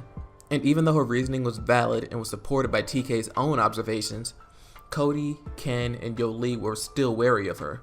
It was the fact that she had no reservations in destroying another Digimon, real or fake. Davis tried to defend Kari by saying it was unnecessary, but Kari was mortified. Several years ago, the thought of taking another life would have never occurred to her. She knew firsthand how precious a life can be after witnessing Wizardmon and so many other friends sacrifice their own lives. Even more recently with Gatomon. Even after supposedly being cured of the evil that took hold of her heart, its dark influence still lives on. In her heart, she felt that Cody was right. Without saying a word, she ran off towards the nearest Digigate and went back to the human world, with only Gatomon and Makomon following behind. Davis tried to give chase, but TK held him back. She needs to be alone right now. Let her go. But internally, TK wanted to chase after her just as much, if not more. It pained him to see her struggle with darkness, but he also knew she embodied light. This was a fight Kari couldn't lose. For the rest of the day, while the rest of the Digidestined finished their work in the digital world, Kari was at the park, not really doing anything in particular. She just needed to be away from it all. Kari's mind replayed the events that happened over the past several months. Throughout it all, while being the Digimon Emperor, she took joy in causing misery and pain for those around her. Mekomon was created for destruction, and Gatomon was forced to act against her will. In pursuit of absolute power, she pushed away those closest to her. Not long after, seemingly out of nowhere, Kari found herself surrounded by the dark ocean. No, not here again. She screamed. The last time she was here was when she obtained the Dark D3, but even after all this time, the darkness was as strong as ever. Kari never noticed it before because she had already accepted the darkness and assimilated herself within it, but now she was utterly terrified by its overwhelming presence. Somebody, please, get me out of here. Tai, TK, Gatomon, anybody, Kari! Both Gatomon and Mekomon called out. The voices managed to reach Kari, and when she looked back up, they were all back at the park. Gatomon, Mekomon, Kari, what happened? I was somewhere I never thought I would be again. I don't know if I can ever get rid of that darkness that controlled me. He explained as tears flowed from her eyes. That's not true, replied Mekomon. If you're still evil, we wouldn't be here. I might have been created to do bad things, but I can feel that you really don't want to do those things anymore. The Digimon Emperor was really mean and cruel, but Kari is nice and warm. This was the first time Kari heard Mekomon speak this much, but her words were impactful all the same. Kari said nothing else after that, but brought her Digimon in for a warm embrace. The next day, Kari received a message from TK that the Digidestined were going back to the digital world to continue making repairs, and that they could use her help. He admitted that the last part was only from him, and though Kari was initially going to refuse, she ultimately accepted his invitation and made her way over to meet the others. When she and her Digimon arrived, things were more than a little awkward for those who didn't fully trust her yet, but nevertheless, they had a job to do. At this point, this is when the events of our story converge back into the original somewhat. While in the digital world, Palmon witnesses a strange woman, Arukenimon, change a control spire into a Golemon, but is rendered unconscious before she could tell anyone. Mimi finds out and calls the younger Digidestined to come and stop the rampaging Golemon from destroying a nearby dam. They arrive but are having a difficult time fending it off, even with the added strength of Maycrackmon. Like in the original, David suggested destroying it since Golemon is single-mindedly focused on destroying the dam. But like before, the others are against the idea, especially Kari, now more so than ever. Everyone took notice of her sudden change in demeanor, especially TK, but now wasn't the time to talk about it. They managed to hold Golemon off long enough for Palmon to recover and tell them what she saw. Now that they know that this Golemon is artificial, they no longer have any reservations about destroying it, save for Kari. The thought of doing so again physically shut her down, so much so that Maycrackmon and Nefertimon could no longer maintain their forms and reverted back down. Fortunately, the others gave everything they had and destroyed Golemon before it could do any more damage. But what are they going to do about Kari? What happened back there? At some point, they're back at school, and for the past few days, Kari hasn't said a word to anybody. Davis tried daily to get something out of her. Even Yo Lee attempted friendly conversation with her after coming to her own realization that she was no longer evil. It didn't work. But the one who was just as silent was TK. He was at a complete loss on what to do. He knew he shouldn't be doing nothing, but Kari won't even speak to him, so what can he even do? It was infuriating. Once again, Kari needs help, but the answer on how to do so eludes him. During their lunch period, TK spends it alone on the roof, clearing his head and trying to think of something. Out of the corner of his eye, he notices Gatomon and Patamon. See, I told you he'd be here. Patamon? Gatomon? What are you two doing here? You're thinking of Kari, aren't you? TK didn't move a muscle before answering. We just got her back, and now she's lost to something else. I failed. Again. Let me ask you something. Is this purely about the promise you made all those years ago, or is this something more? That was enough to make the Digidestined nearly fall over and lose his cool and turn red. What are you talking about? I've seen the way you look at her, the look in your eyes when defending her in front of everybody. Your eyes don't lie. Trust me, I know that all too well. TK couldn't believe what he was hearing. He wasn't aware Digimon even knew about stuff like that. Regardless, he thought, there was more pressing matters. How I feel about Kari isn't important right now. Helping her back on her feet is what she needs right now. Not just for her, but for the sake of the digital world. I just wish I knew what was affecting her. I think I might know. TK shifted his entire focus to Gatomon, as these might be the answers he was looking for. Kari has always had an adverse relationship with darkness. He said she owns the Crest of Light. Her time as the Digimon Emperor amplified that connection to darkness. However, when she became good again, that strong darkness still lingered, was probably what led her to have made Crackmon destroy Thundermon. Kari has now become aware of how strong the darkness within her has become, and is afraid of it. She's afraid of losing to it and becoming evil again. He heard all of this and walked towards the railing on the roof, looking out into the sky. Thanks, Gatomon. You too, Patamon. I know now what I need to do. The two Digimon looked at each other, nodded, and headed back home, but Gatomon left with one last thing. Don't discount how you feel. It just might be what saves her. With that, she left, and TK was left with a lot to think about. This is the part in the original story when the Digimon Emperor's base becomes unstable and is about to explode. But that's not going to happen this time around, since our Digimon Emperor had the foresight to not rely on a single power source. However, what will remain the same is the area around the deserted base being the battlefield for what's about to happen next.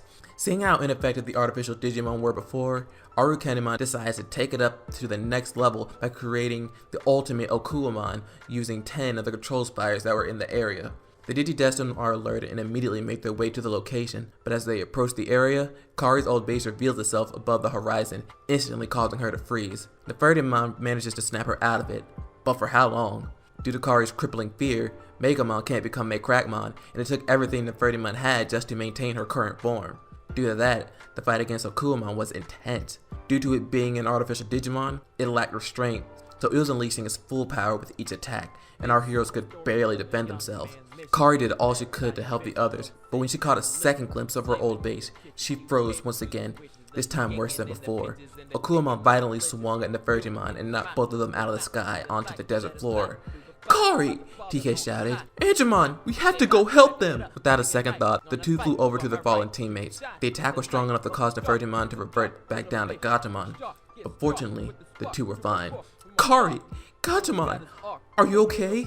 Kari pulled herself up, but her head was still lost in darkness.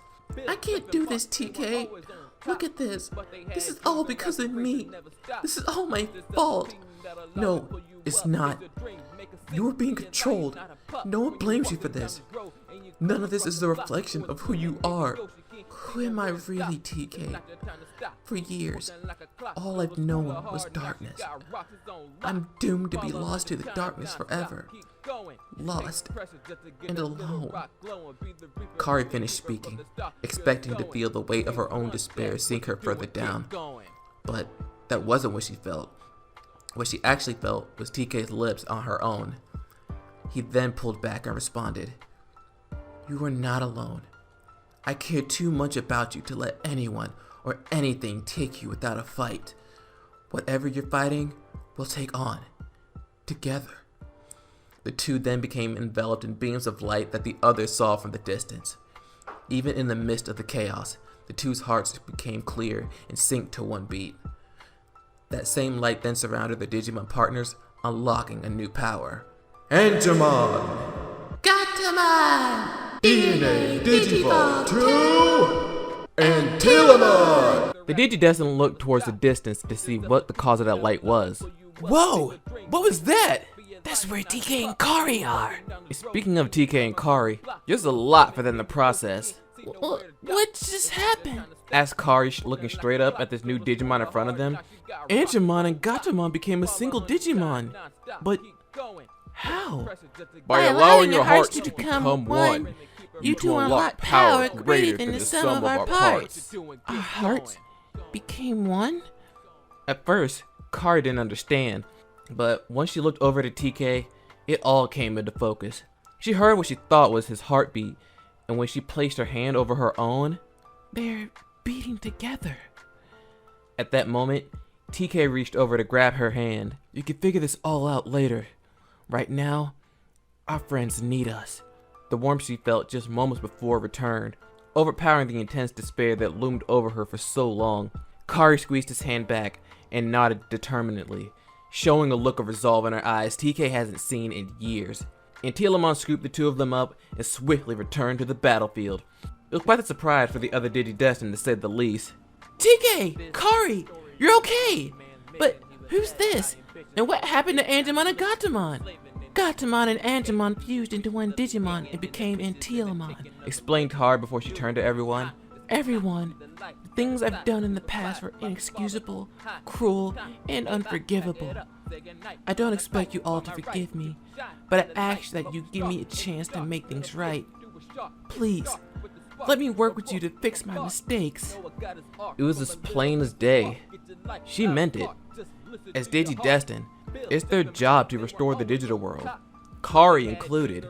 Despite what she's done as the Digimon Emperor, she's still willing to risk everything to change that. Yoli walked over and lifted Kari's face. She said nothing, but the smile on her face was the answer she was looking for. The same with Davis and Ken.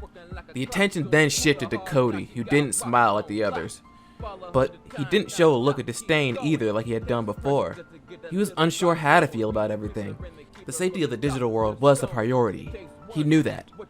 But can she be trusted after all the agony she put them through as the Digimon Emperor?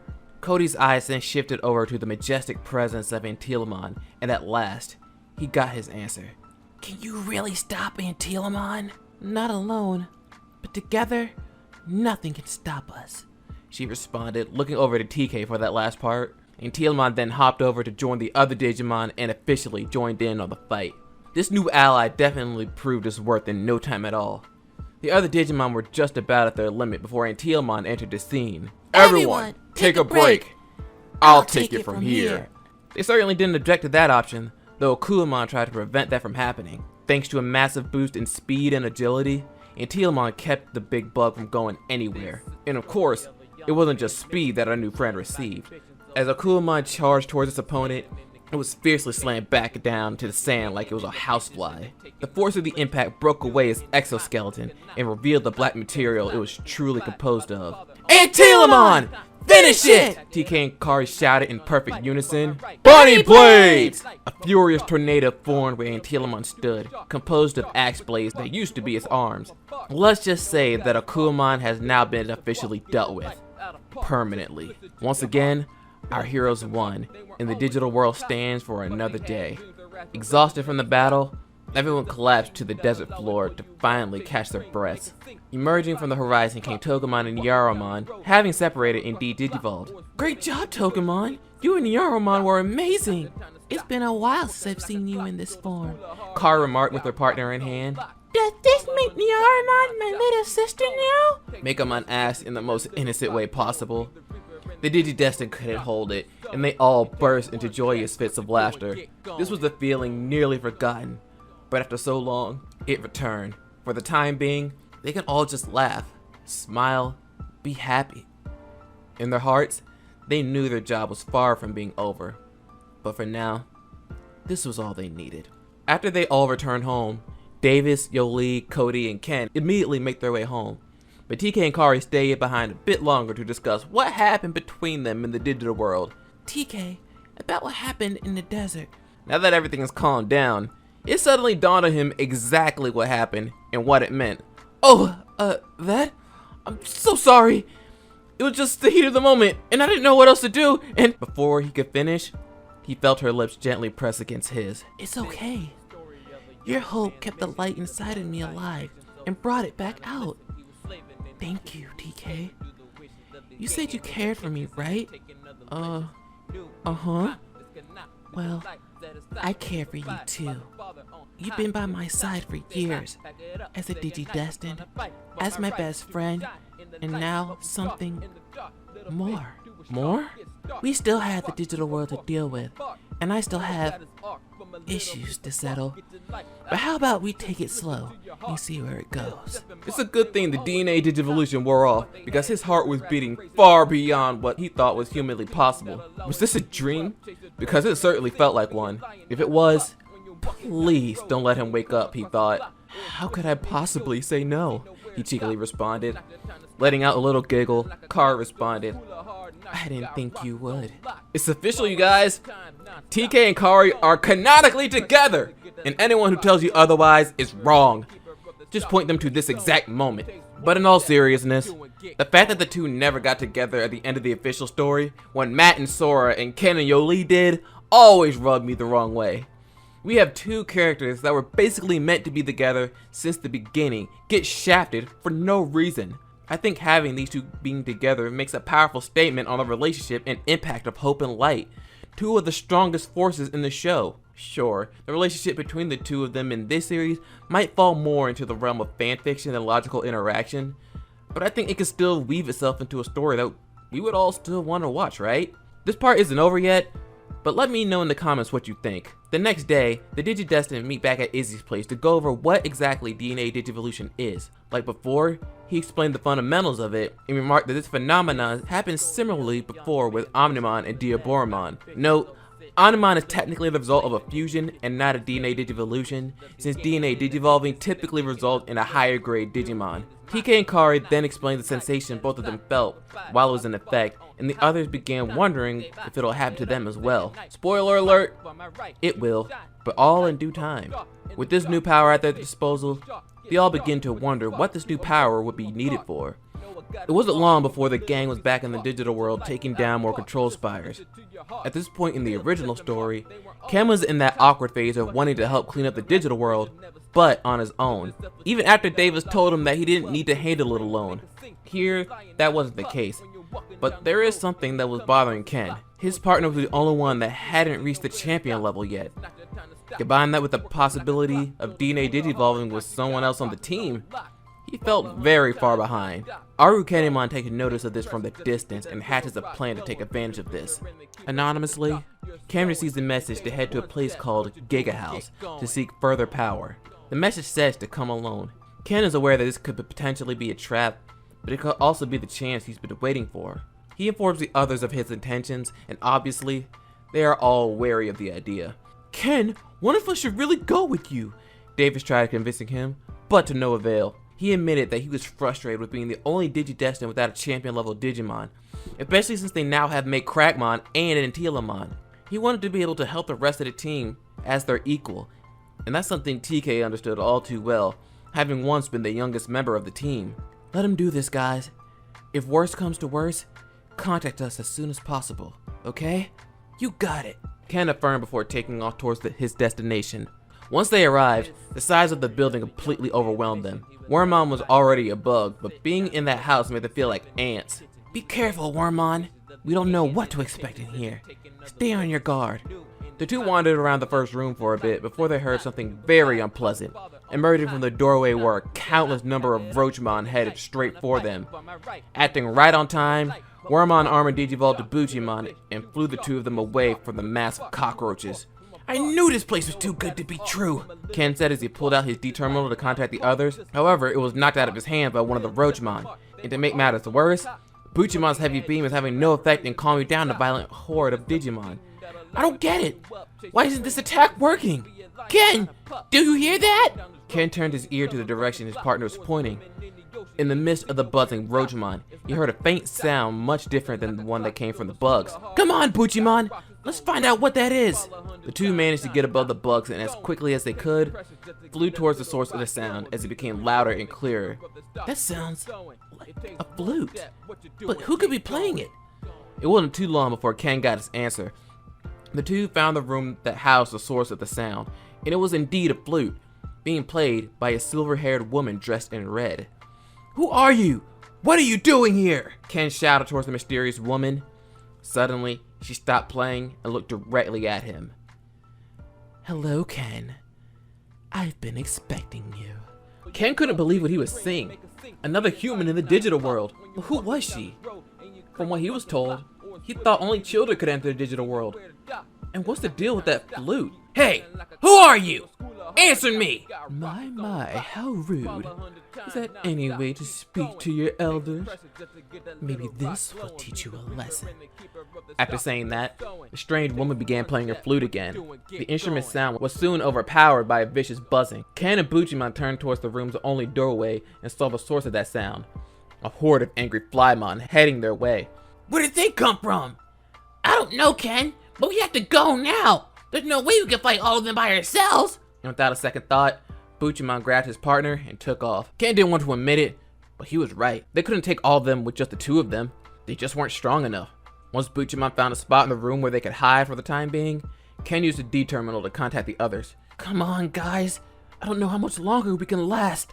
Back to the other Digi-Destined, it was Jahlani that saw Ken's message and gathered up everyone else. He needs our help, and now!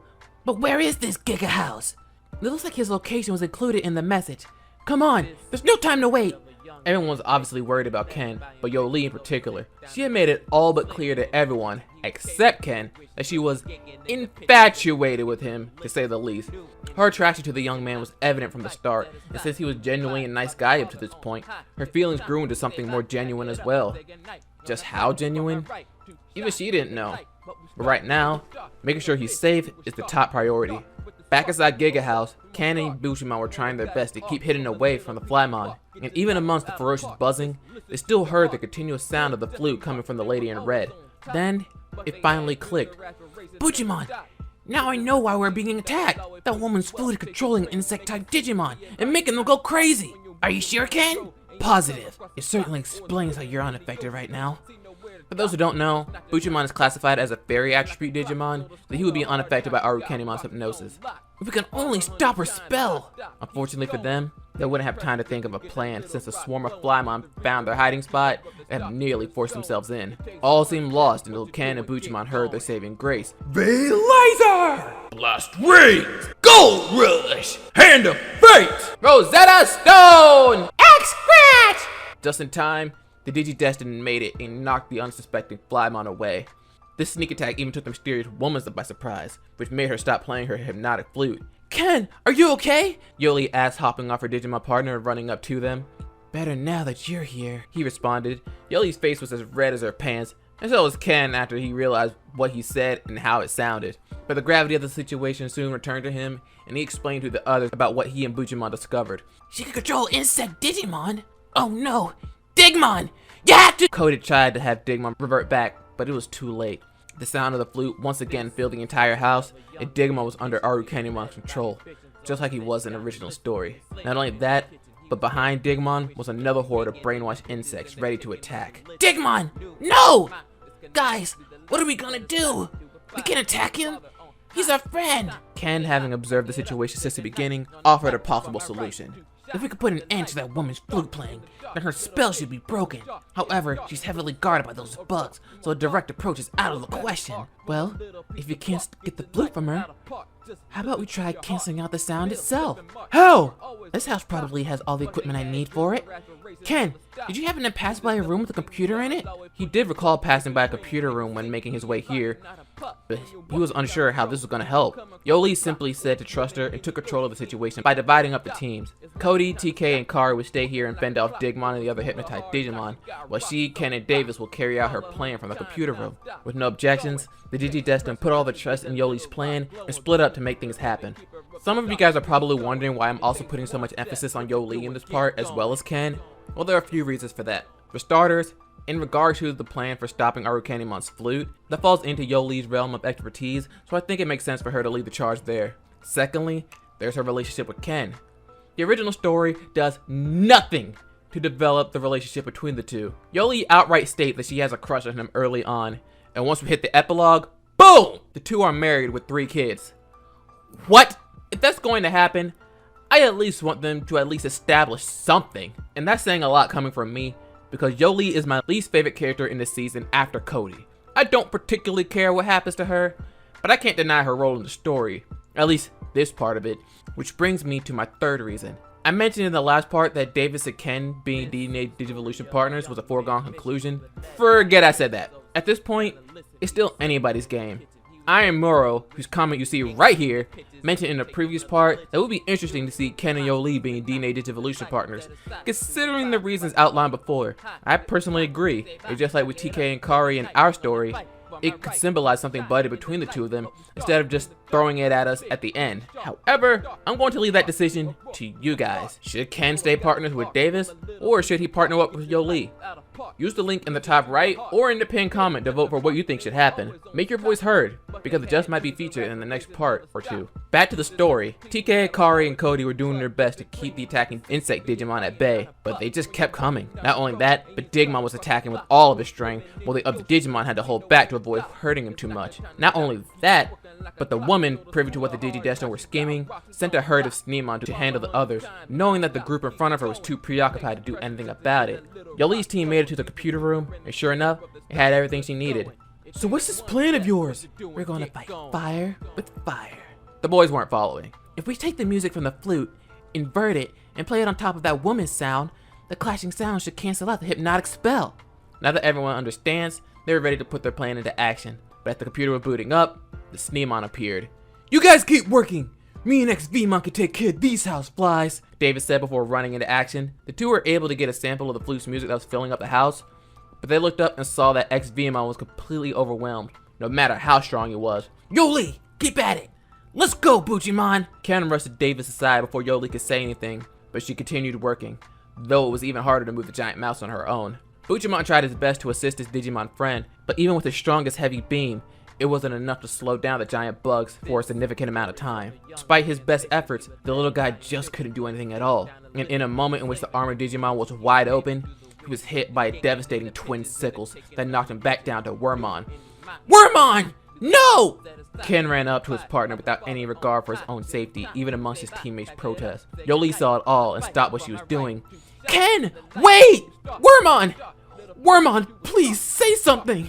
The little guy was in Ken's arm, but once he came to, he started lashing about trying to get free. Just like Digimon before him, Wormmon was now under the hypnotic spell. Wormmon did whatever he could to try and break free, but Ken refused to let go. It's okay, Wormmon. I'm here. I won't let you go. You and I, we've been apart for so long. Seeing you for the first time after so long, it was the happiest day of my life. I refuse to let anyone or anything separate us again. Yoli! Do it! Break this spell! The young lady, visibly upset at how hurt Ken looked, silently obliged and made the final adjustment on the computer. With the push of a button, the inverted audio played throughout the entirety of Giga House, releasing all those placed under the spell of the woman's flute. The Sneemon flew away after regaining their senses, and Davis and Yoli ran up to check on Ken and Wormmon. Ken? What happened? Did I do that? Everything's just fine, buddy. I'm just glad you're alright, he responded with tears rolling down his face. He then stood up and turned to Yoli and grabbed her hand. Yoli, thanks to you, Wormmon and all the other Digimon have been saved. Really, you're incredible. Yoli, read again, found it impossible to form a sentence after hearing something like that. Guys, I don't mean to break up this soap opera, but we should really check on our friends. They agreed, though Yoli was a bit miffed that her moment with Ken had to be interrupted. The group was soon reunited, and they were all glad to see that Digimon was back to his old self. But now that all that has been taken care of, there's the matter of this woman in red. They looked to see where she was once sitting, but her figure was no longer there. As if by stealth, she suddenly appeared in front of them. Did she jump from all the way up there? There's no way! No human could survive that. Who are you, lady? And what do you want? The only answer they got was a maniacal laughter, and soon the woman revealed her true identity. Arukenimon. You're right, little brat. I'm not human. You're all my prey.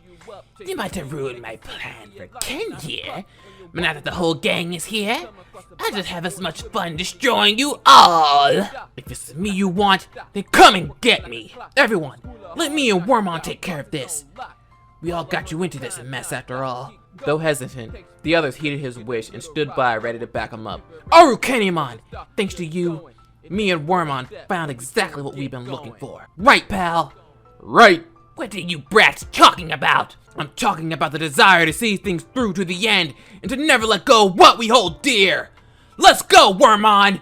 A brilliant light erupted from Ken's D-power, and the same light soon cloaked his partner. Wormmon, Digivolve 2! Stingmon! It was truly a sight to behold. No longer was he a frail, passive little worm, but now stands a mighty insectoid warrior. Even though it was just at the champion level, Stingmon exuded unreal power and confidence Ken never felt from his partner before. Arukenimon was initially shocked, but quickly regained her composure once it was all said and done. Is that the best you brats can do? And you expect to take me on alone? Don't make me laugh. Laugh at this! Stingmon! Go! And before anyone could blink, Stingmon closed the gap between him and the spider Digimon, sent her crashing to the wall with an equally fast, devastating kick. Did anybody see what just happened? David said in awe. Insane, responded TK. Across the room, Arukenimon emerged from the rubble, uninjured but clearly upset. How could you recover from that like it was nothing? Everyone, you need to help him. But Ken held his arm out. No, Cody. This is my fight. Besides, Stingmon and I are just getting started. And with that, the young Digidestined charged right back into battle. Stingmon followed suit and once again tried to land another blow on Arukenimon. This time, she prepared herself and blocked the incoming kick. That didn't mean Stingmon let up. Utilizing his newfound speed, the champion Digimon unleashed a flurry of strikes, which Arukenimon could only block. And the only thing those kicks were doing was making her more and more irritated.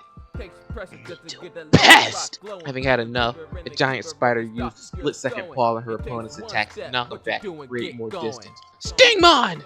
Back with the other Digidestined, they were all wondering why Arukenimon didn't seem to be taking any damage, despite Stingmon's constant attacks. I see now. Arukenimon must be at the ultimate level. Kari explained. Stingmon might be fast, but she's so much stronger than any of us realize. That's it! I don't care what he says! I'm helping him! Let's go, XV! No! Ken shouted back. But did you hear what Kari said? She's an ultimate! It doesn't matter, she's an ultimate, mega, or anything else. Arukenimon made a fool out of me, and I'm the one who will take her down. Ken, Yoli said quietly. What's gotten into you? For the third time, Stingmon lunged full speed at Arukenimon to resume his onslaught. The new champion came to a binding halt, seemingly out of nowhere. Stingmon, what's wrong? Why did you stop? Ken, I'm stuck! Welcome to my partner, said the spider to the fly. Arukenimon taunted. Soon it became all too apparent what happened. With the flick of her wrist, countless micro-threads became visible to everyone. Stingmon was trapped in the spider's web. No, it can't be! Stingmon, you have to break free! Ken pleaded with his partner, but it was all in vain. No matter how much he struggled, threads were just too strong. Now it's my turn to have a little fun. With nowhere to run, Stingmon was subject to Arukenimon's relentless attacks. Helpless, after everything it took to get to this point, Ken fell to his knees. Why? After everything we went through, why am I still not good enough? At this point, the other Digidestined withdrew, sitting on the sidelines, especially now that Stingmon was incapacitated. Kari, we need Antilamon! Are you ready? Ready! The 30-mon reverted back to Gatomon, and the two prepared to DNA Digivolve. But another interruption came in the form of two mysterious bandages that bound Angemon and Gatomon. While TK and Kari ran to their partners, the source of those nasty bandages made his presence known by driving through the window. Little children. Clearly Ken doesn't want to share. So be good and do wait your turn. Soon after saying that, the mystery figure aimed at the other Digidestined with the same bandages and managed to restrain all but Yoli and Aquilamon, who was swift enough to grab her and fly to safety. Nice aiming, Mummymon. You missed two of them. Arukenimon hissed, but the figure now identified as Mummymon didn't seem to be bothered. Now, my beloved Arukenimon, just one more fly to our overwhelming raw power. I'll be sure not to let the little whelp ruin your fun. See to it that she doesn't. With that, the giant spider resumed torturing Stingmon, while Yoli and Aquilamon made their way to Ken's side. Ken!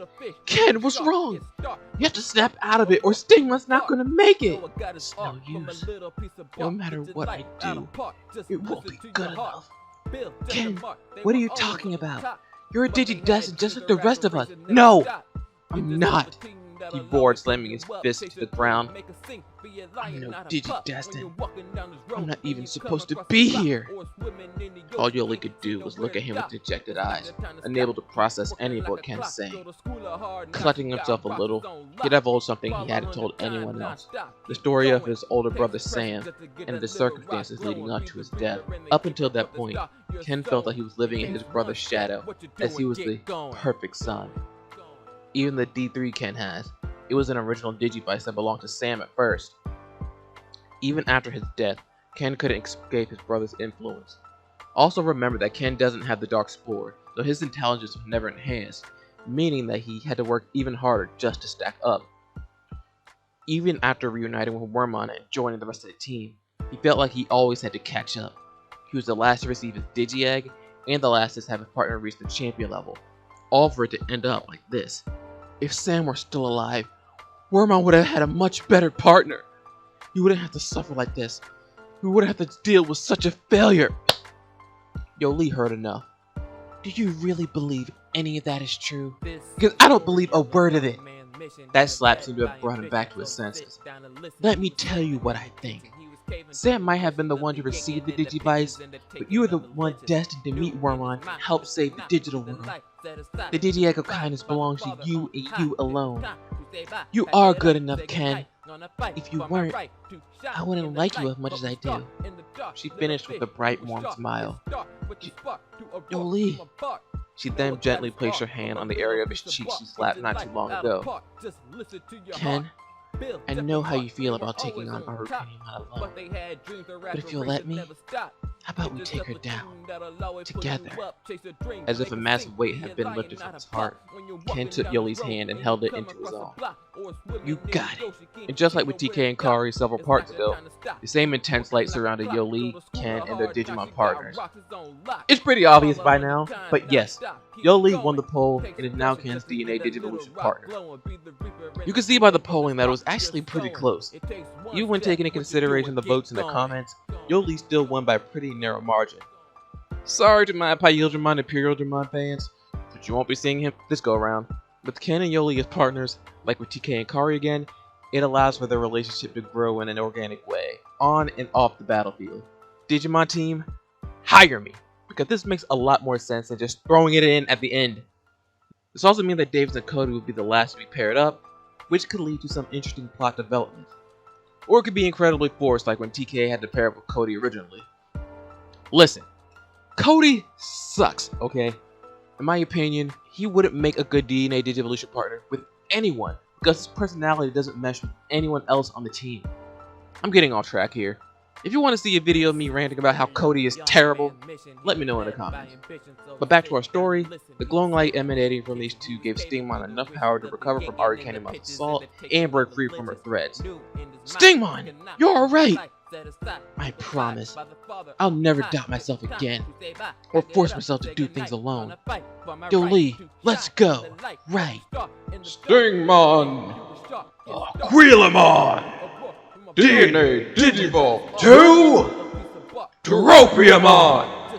Alright, more explaining. So Quillamon is able to become Tropiamon with either a data or virus attribute champion Digimon from Digimon Pendulum Z, which is a brand of Digimon Virtual Pet. I had to bend the rules slightly because in this particular Virtual Pet tool, Stingmon is a free attribute.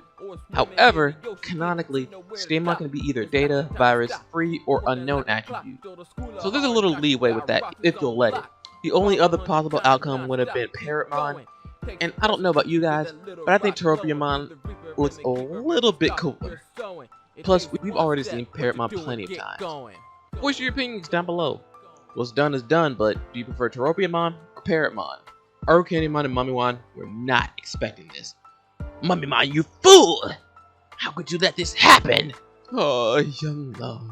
I have to say, I envy those two. Our new ultimate friend wasted no time. The first order of business was to rescue the others from Mummimon's binding bandages. Tropical venom! A corrosive gas shot from his mouth onto the cocoons that was just enough to melt away the bindings. After emerging, needless to say, they were shocked. Please tell me this one is on our side? David said, frightened by the leafy dragon. I would say so. Kari responded, looking over to see Ken and Yoli better than ever. Now that we're free, TK, Let's finish what we started. He nodded and brandished his D3 ready for action. Now that Antilamon is on the scene, their odds just got a lot better against the two ultimate level villains, who are now more frightened than ever. Feeling overwhelmed, the two desperately tried looking for a way to escape, but the Bunny Deva made that impossible and unleashed a storm of bunny blades. Ken, Yoli, you two do the honors, TK said. Partners nodded, and Cherubiamon released from his neck countless spores that surrounded the dazed Arukenimon and Mummamon. By the time they returned to their senses, it was too late. Battle carnage! The spores exploded one by one until the blast was too big to handle. As soon as the dust cleared, there was no sign of Arukenimon or Mummamon at all. Did the blast completely eliminate them, or did they escape?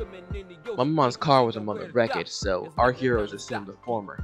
With another battle won, everyone gathered around Cherubiamon, now having de-digivolved into Minamon and Perunamon respectively.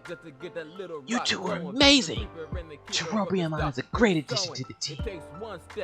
It looks like you and me will be partners, Cody. I just hope we don't end up like those two. Cody said, pointing at Ken and Yoli, who were hand in hand during this entire ordeal.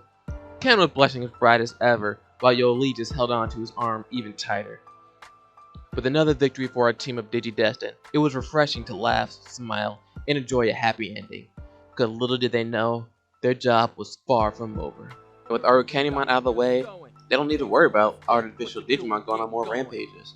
Finally, Davis and Cody, by default, will be DNA Digivolution partners. So the two wondered just what kind of Digimon XVmon and Ankylamon will become. The Digidestin decided not to linger around Giga House much longer, and feeling they deserved it, headed back to the human world for the night to get some much needed rest. That evening, TK and Kari messaged each other, going over possible ideas for fun activities the group can do now that the digital world is finally safe. That is until Kari got a new message on her D-terminal from an unknown sender. The message read, "Want to know the truth? Come to where it all began. Alone." The last word being in all capital letters. A chill surged down her spine worse than anything she's ever experienced. Images of the dark ocean and her subsequent actions as the Digimon Emperor flashed through her mind, including the deaths of her partner Digimon. This overflow of negative emotions caused her to cry out in terror, alerting her brother to rush into her room. Kari! Kari, it's okay! I'm here. I'm here. Fortunately, Tai being there was able to calm her down slightly, but she was still breathing pretty heavily. Tai! I can't go back there. Back where, Kari? She then pointed to the message on her D-terminal, and it became clear to a veteran Digidestin. Please, Tai. I can't. He gently pulled in his very frightened sister. Don't worry, Kari. Your big brother won't let anything happen to you. After a little bit longer, Kari calmed down to be able to think clearly about what the message was all about. Tai contacted Matt and TK and called them over to discuss it as a group. Clearly who sent that message is setting up a trap. Matt stated. That much is clear, but the question is, who sent it? It couldn't have been the same person who sent that message to Ken. Are you Kenimon? I thought you guys took care of her. He did. There wasn't a trace of her left when we left. Then if it wasn't Arukenimon, who else did that leave? Someone who knows that I was the Digimon Emperor. Kari said with a slight trembling in her voice. Instinctively, TK grabbed her hand before saying, "It doesn't matter who it is. I won't let anyone take you again."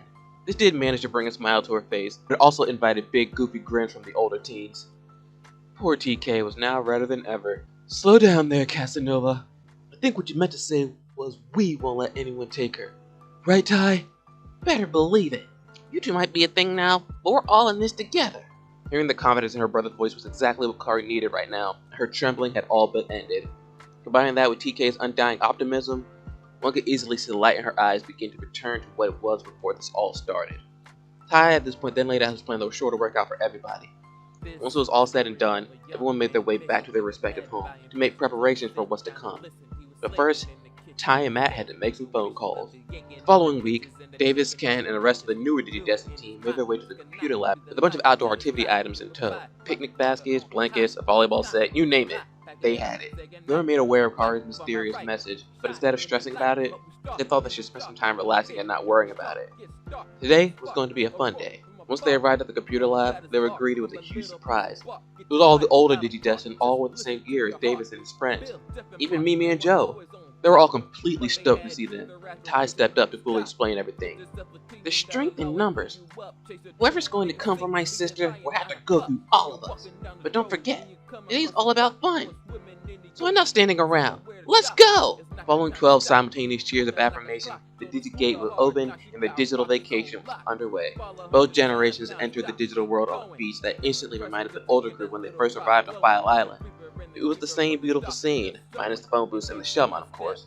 Patamon and Gatomon have managed to gather Agumon and the other Digimon to join in on the fun. It was certainly a joyful reunion, considering how time flows in the digital world, and that some of the older Digidestined have been pushed to the sidelines since Davis and his crew entered the scene. As soon as the hugs and hellos have concluded, everyone immediately enjoyed what the beach had to offer. Davis challenged all the boys to race in the water, while the girls had a 2-on-2 volleyball match going on, Kari and Yoli versus Sora and Mimi respectively. The day was perfect. The Digimon didn't have to worry about fighting and could finally let loose after so long. The kids could be just that. Kids. Sora, subconsciously tapping into her newfound tennis skills, spiked the ball a little harder than she intended, and the ball rolled off near some rock formation several dozen feet behind Yoli and Kari. "Be right back," Kari said, running towards the lost ball. As soon as she picked it up, her hands eerily phased through it. Not only that, but the golden sand beneath her lost all color and all she saw was gray. The same feeling she had just a week ago after receiving the mysterious message came back stronger than ever, and everything around her lost all color. Kari turned around to call for help, where in front of her were only the frozen silhouettes of her friends frozen in time, and even they didn't last. Everything and everyone on this once gorgeous beach slowly began to fade, including the beach itself, until all that was left was a dreary shore surrounding a pitch-black sea of dread. No! No! Hello, Kari. I've been expecting you. This can't be real. Kari recognized that voice. The callous, cold, sinister tone could only belong to one being. Slowly, she turned to face what she thought to be a phantom or hallucination. It can't be. We destroyed me. I will admit, we never expected something like that to happen. And had it not been for my quick thinking, we most certainly would have. Well, no need to get into that. Even after all that, Arukenimon, and presumably Mummymon, is still alive. There hasn't been any artificial Digimon attacks since they left Giga House, so it's safe to assume she was done for. Finding whatever shred of confidence she had, Kari did her best to confront the Spider Witch. What do you want with me, Arukenimon? Kari, don't you remember what my message said? So it was you that sent it. The grin on Arukenimon grew even wider. Are you ready to learn the truth? Why should I believe anything you tell me? Because, Digimon Emperor, I'm the one who made you who you are. Arukenimon then leapt down from the boulder she was sitting on and aimed a single strand of hair towards a control spire that was looming some distance away. Spirit Needle! The hair-turned needle pierced the dark tower, but instead of changing it into a Digimon, it radiated pulses of intense negative energy, causing Kari to fall to her knees in pain. Her feelings of despair, fear, and rage began building outside of her control. As it was happening, Arukenimon made her way to the fallen Digidestined. How do you think the one bearing the Crest of Light was able to become the dreaded Digimon Emperor? Well, inside that head of yours is a teeny tiny dark spore bestowed to you by yours truly. As the years went by, so did the light inside of you, until all that was left is darkness and evil. To control spires too? You were made to believe they were your own creation, but once again, that was all. It was a little reprogramming that can now re-energize that spore inside of you with negative energy. Kari did her best to resist, but it was taking all of her strength just to stay conscious. TK What? She mouthed these words, and a faint glow began to emerge from her chest. No, there will be none of that. Your spider Digimon hissed before pulling out several more strands of hair and amplifying the waves even more. This time, there was nothing Kari could do to stop it. That small glow was instantly snuffed out, only to be replaced with a dark purple aura surrounding her entire body. Her screams echoed throughout the monochrome void and were soon joined with Arukenimon's demented laughter. The screams eventually got quieter and quieter until all that could be heard was the eerie ocean. Kari rose from the ground, as silent as the world around her. The last thing she saw in the dark ocean was the diabolical chuckling of Arukenimon before she was returned to the beach, time continuing as if nothing happened. She made her way back to the others, though without the volleyball she left her retreat.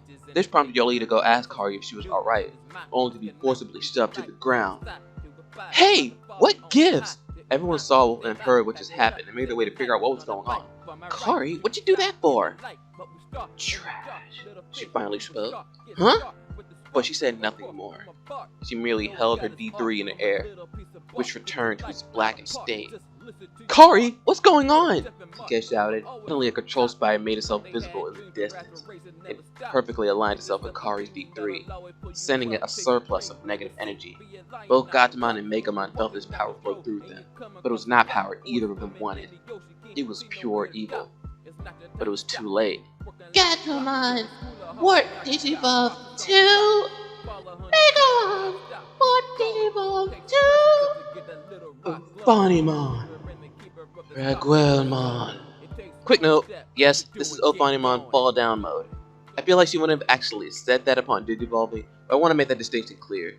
What was supposed to be a carefree day of fun turned into a nightmare beyond comprehension. I knew it! She's been tricking us the entire time! Kari's been evil since the beginning! Cody shouted, which prompted TK to angrily pull him up by the collar in response. That's not Kari. You don't know her at all! Alright, genius, who's that over there with the 2 superpowered Digimon, huh? Guys, enough! The situation is bad enough without more fighting! Tai intervened with TK calming himself enough to put the kid down. Tai was right. Somehow, whatever happened to Kari enabled her to not only reactivate the control spire, according to them, but it allowed Gatomon and Megamon to reach the Mega level. Not only that, with the control spire now back up, Agumon and the team can't even digivolve. DNA Digivolution wasn't even an option. However, the newer Digidestined did have their Digimon Armor Digivolve to put up some sort of fight, but calling it a fight would have been an overstatement. The Armored Digimon charged in, but with minimal effort, the 2 Mega Digimon completely dominated them to the point of reverting back to their in-training level. But that wasn't the end of it. More power surged from Kari's D3 into Ophanimon and Raguelmon. Ophanimon, Raguelmon, DNA Digivolve 2, or Digimon. The once sunny sky became as dark as this monster's wings. The gentle waves of the ocean surged into raging torrents. It was as if Ordemon's very presence would bring the area, no, the digital world, into ruin. But Kari was done with her demonstration. Hopping aboard her partner, she flew off far away from the group. She left stunned, defeated, and hopeless. But they caught a glimpse of a second passenger aboard Ordemon, Arukenimon. The collapse of the digital world imminent, and 2 massive black wings off in the distance. All Tai could do was fall to his knees, quaking and shivering. It's all my fault. Kari!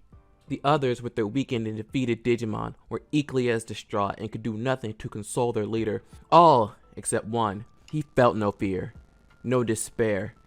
He felt nothing but seething fury. Not hesitating and without a word, TK rushed towards the direction of the control spire. Tokomon felt a sudden rush of energy when he was able to become Patamon again, but something was off. TK, what are you? Digiyammer energize! With Pegasusmon now on the field, TK gave but one order. Destroy it, he said, pointing to the black spire. The coldness in his voice sent a rush of terror down the beast's back, but did as he was told and obliterated the tower with a powerful Equus beam. Now, nothing controls the area. Now, hurry! Digivolve and Digivolve to Angemon! But TK, we can't fight them on our own! We need— Just do it! The young Digidestined was beyond reason at this stage in the game. He's getting Kari back, no matter the cost, and he'll do it on his own if necessary. Frightened, the little Digimon held his tongue, and with the control spire gone, he was successfully able to Digivolve into Angemon. His partner mounted the angel's back, and the 2 rushed off in the distance Ordemon flew off to. Back on the ground, the other Digidestined took notice. What's he thinking? TK, get back here! Matt yelled. We can't let him go after that thing alone! There's nothing we can do!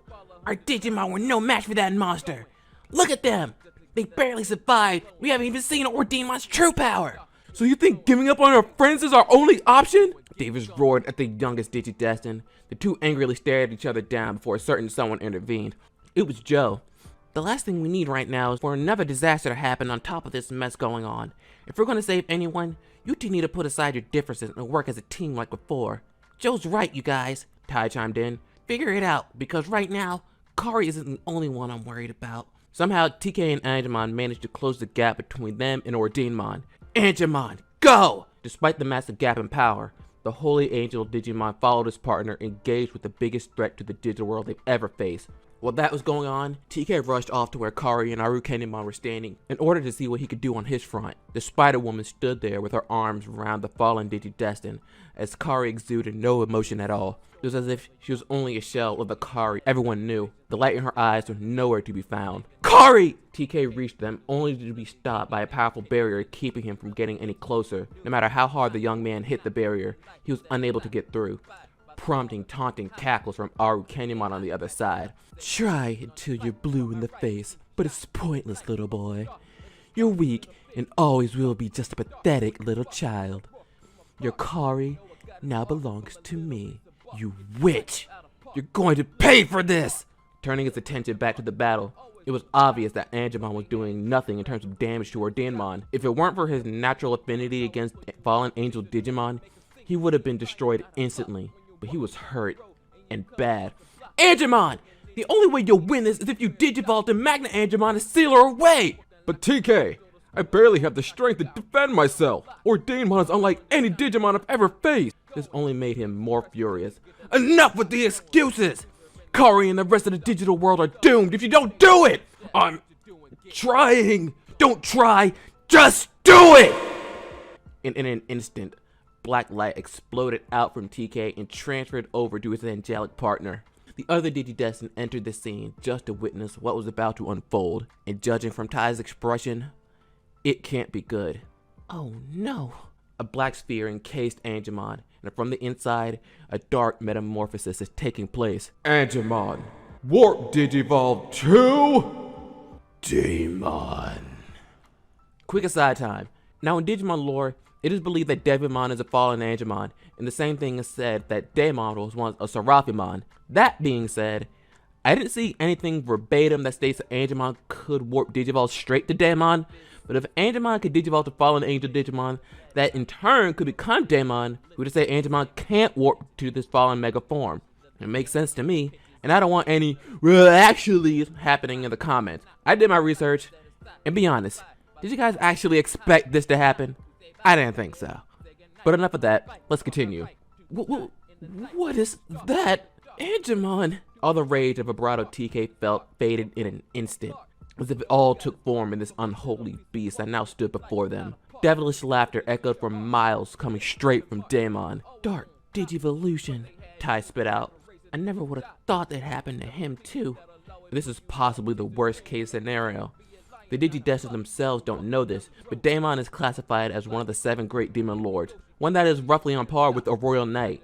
Again, something they also don't have knowledge of. This makes Daemon almost as bad as Ordinmon, but this one, all control was lost. It was rage and wrath incarnate. Anything in his way will be annihilated. There is no friend nor foe, only complete destruction. Flame Inferno!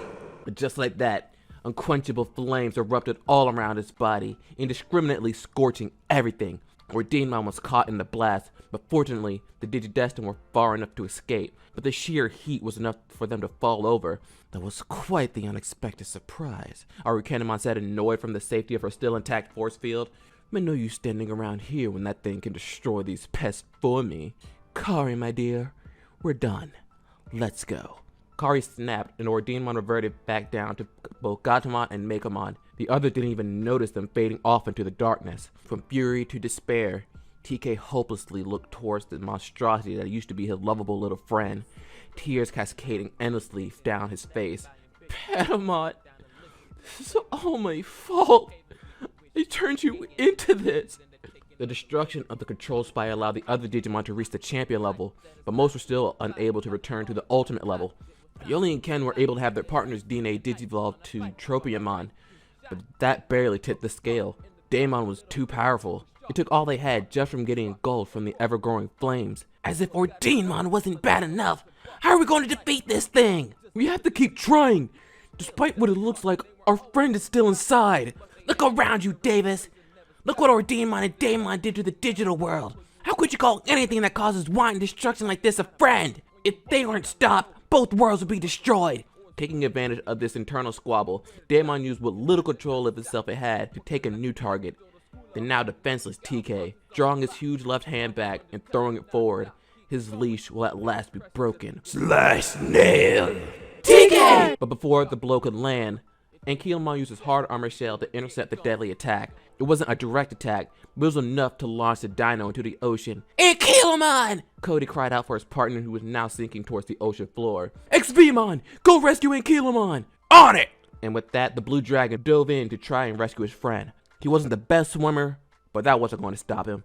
Back on the surface, Davis ran to TK's side, showing no sense of fear or restraint, something Cody just couldn't understand. Why, Davis? Why, Ankylamon? Why would you risk everything just for one person? Both of our worlds are in danger. The young man said to himself with tears in his eyes.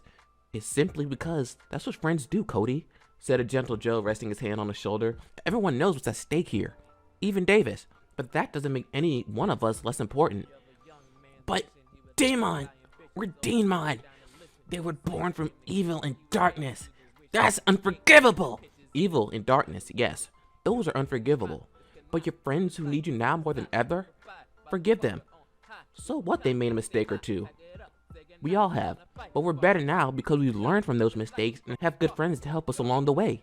After those words, Cody took a good look at those around him. The older kids who saved the digital world time and time again and are still standing strong, and the next generation who refuses to give up. With an approving nod from Joe, Cody dried his eyes and joined Davis on the opposite side of TK. Cody? I finally get it now, Davis, and I'm not gonna let you do this alone. We'll make sure nothing happens to him. That's what I'm talking about! Now behold the moment of truth. As if on cue, a brilliant light surrounded the two, which also transferred itself into a beam of light erupting from the ocean. Like a moth to a flame, Daemon couldn't resist the stronger light from the water. It dove in after it. In a flash, a miracle took place. XVmon! Ankylamon! DNA Digivolve 2! Gosokumon! Once again, I had to clear up a few things. Just like what happened with Stingmon and Aquilamon, I had to rely on the Digimon Pendulum Z to get the result from XVmon and Ankylamon. And that result is Gusokumon, as long as Ankylamon merges with the vaccine or free attribute Digimon. At first, I didn't know how to feel about this Digimon, but he kinda grew on me. It matches the color scheme of XVmon while continuing the armored ancient look of Ankylamon. Let me know what you think about the latest addition to the team.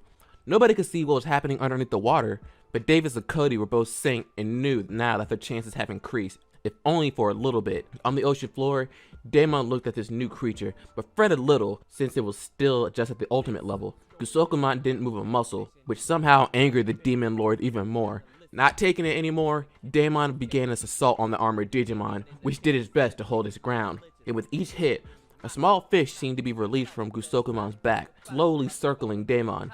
He paid no attention to this weak excuse for an attack and continued laying it to his opponent. Davis! Cody! We won't give up! The creature said to itself. After what seemed like forever, Daemon looked to be showing signs of getting tired, which is light compared to the now battered Gusokumon. It only had energy for one more of those slow-moving fish, and Daemon knew that and took pleasure in the thought of finally getting rid of this nuisance. But then, it dawned on him.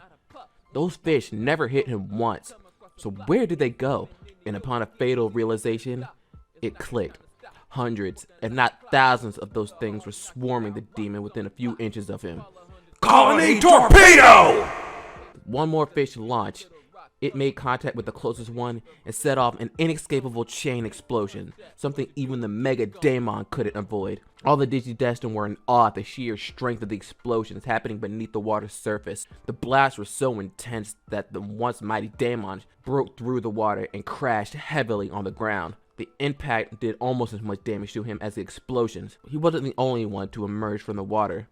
Slowly, Gusokumon also arose from the depths to make his official debut to the team. Amazing. You could say that again! The attention then returned to Daemon. Being a Mega Digimon, sure, he was able to survive the attack, but the raw power of those blasts almost completely drained the Digimon of his remaining energy. Daemon could no longer remain as such, and as quickly as he came, shrunk down to the completely worn Togemon. No words were spoken from anybody. As TK held his partner back in his hands, only his intense wailing could be heard mixed with the churning of the crashing ocean waves. 2 days had passed in the human world since the incident on the beach, and though they wished desperately for things to be the same, no matter how life appeared to move on the surface, they were utterly and soundly defeated internally. And how could the Digidestined not feel this way? Though it's only been a couple of days in the human world, that could have been several weeks or months in the digital world. Who knows the extent of the damage Digimon could have caused during that time?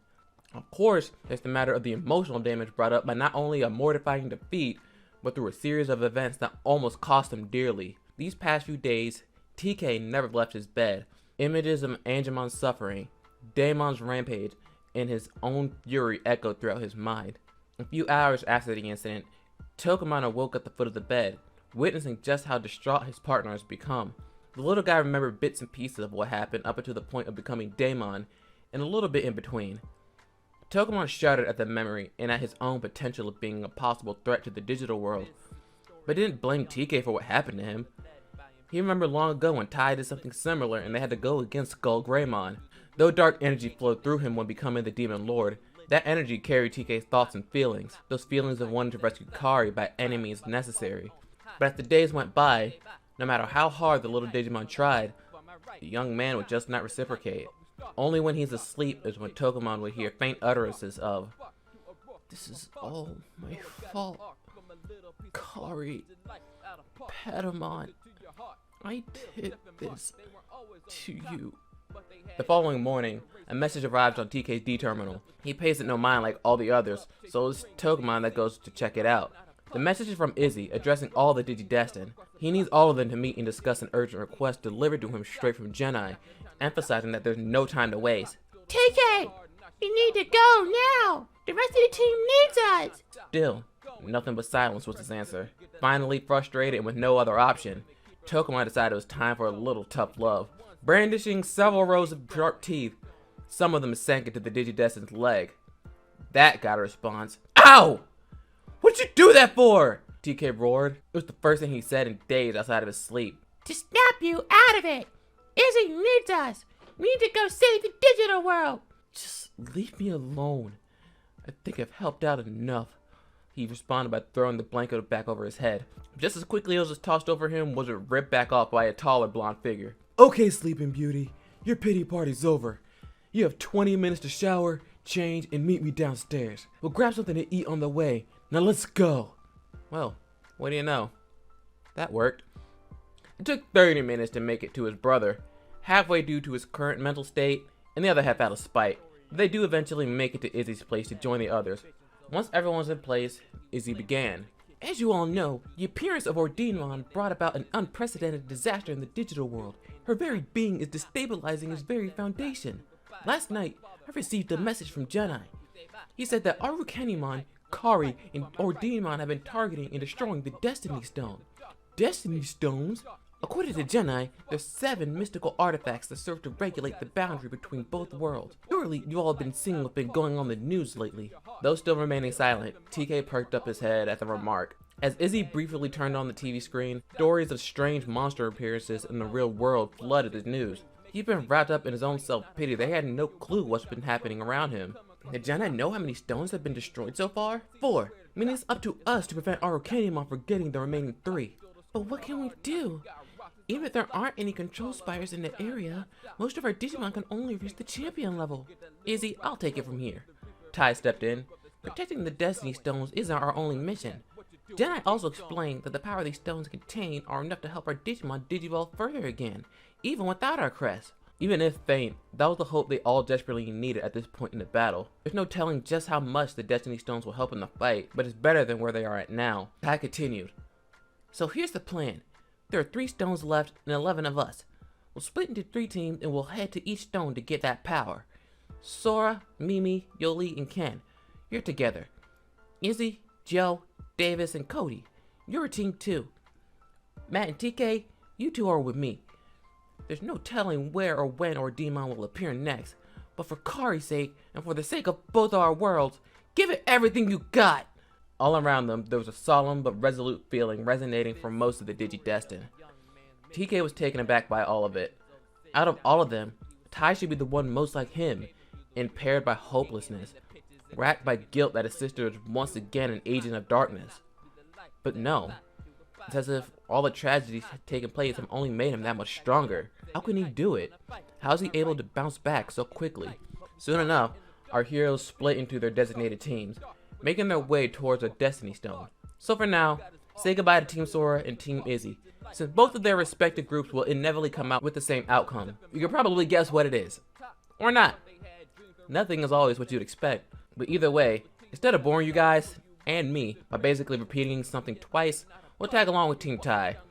TK has some stuff he needs to deal with, along with some interesting developments along the way. Let's do it! The trio of Digidestined, along with their Digimon partners, are deep within a dense forest, not as badly influenced by Ordainemon. Even upon entering the digital world, Togemon still remained in his in-training form. He and TK lag behind a bit from the older teens and their partners.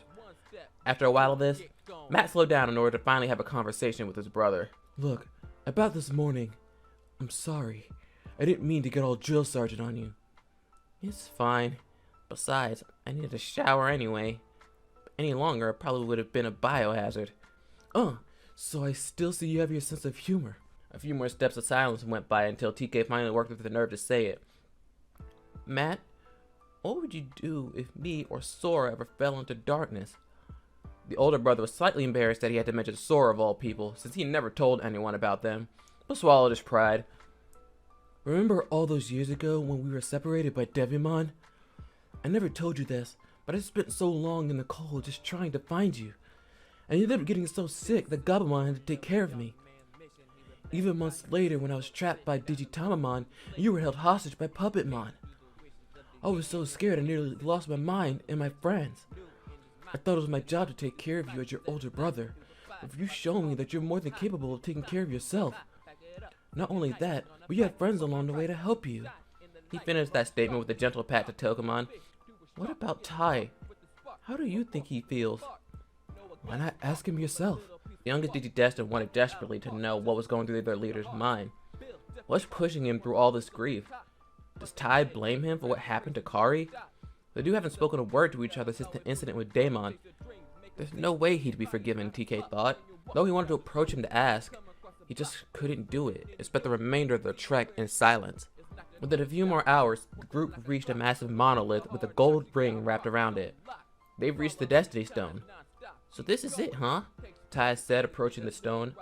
The sheer amount of power emanating from the stone itself was enough for Togemon to digivolve to Patamon. Patamon. So we're here. What do we do now? Right on cue, a sovereign voice rang out in all their heads. The chosen light will unleash your destiny. Seems pretty vague, but the three pointed their digivices toward the Destiny Stone, piercing with three beams of light. Erupting from the top of the stone was an even stronger light, seemingly reaching the top of the digital sky. Our party of 6 couldn't help but glue their eyes to the spectacle as an image of what appears to be a sky blue dragon appears within the beam. Chosen ones, you have come. Finally breaking the silence of the group was Tai uttering out. Who are you? I am a Zulongmon, one of the harmonious ones, guardians of the four corners of the digital world. As you know, the digital world, as well as your own, is in grave danger.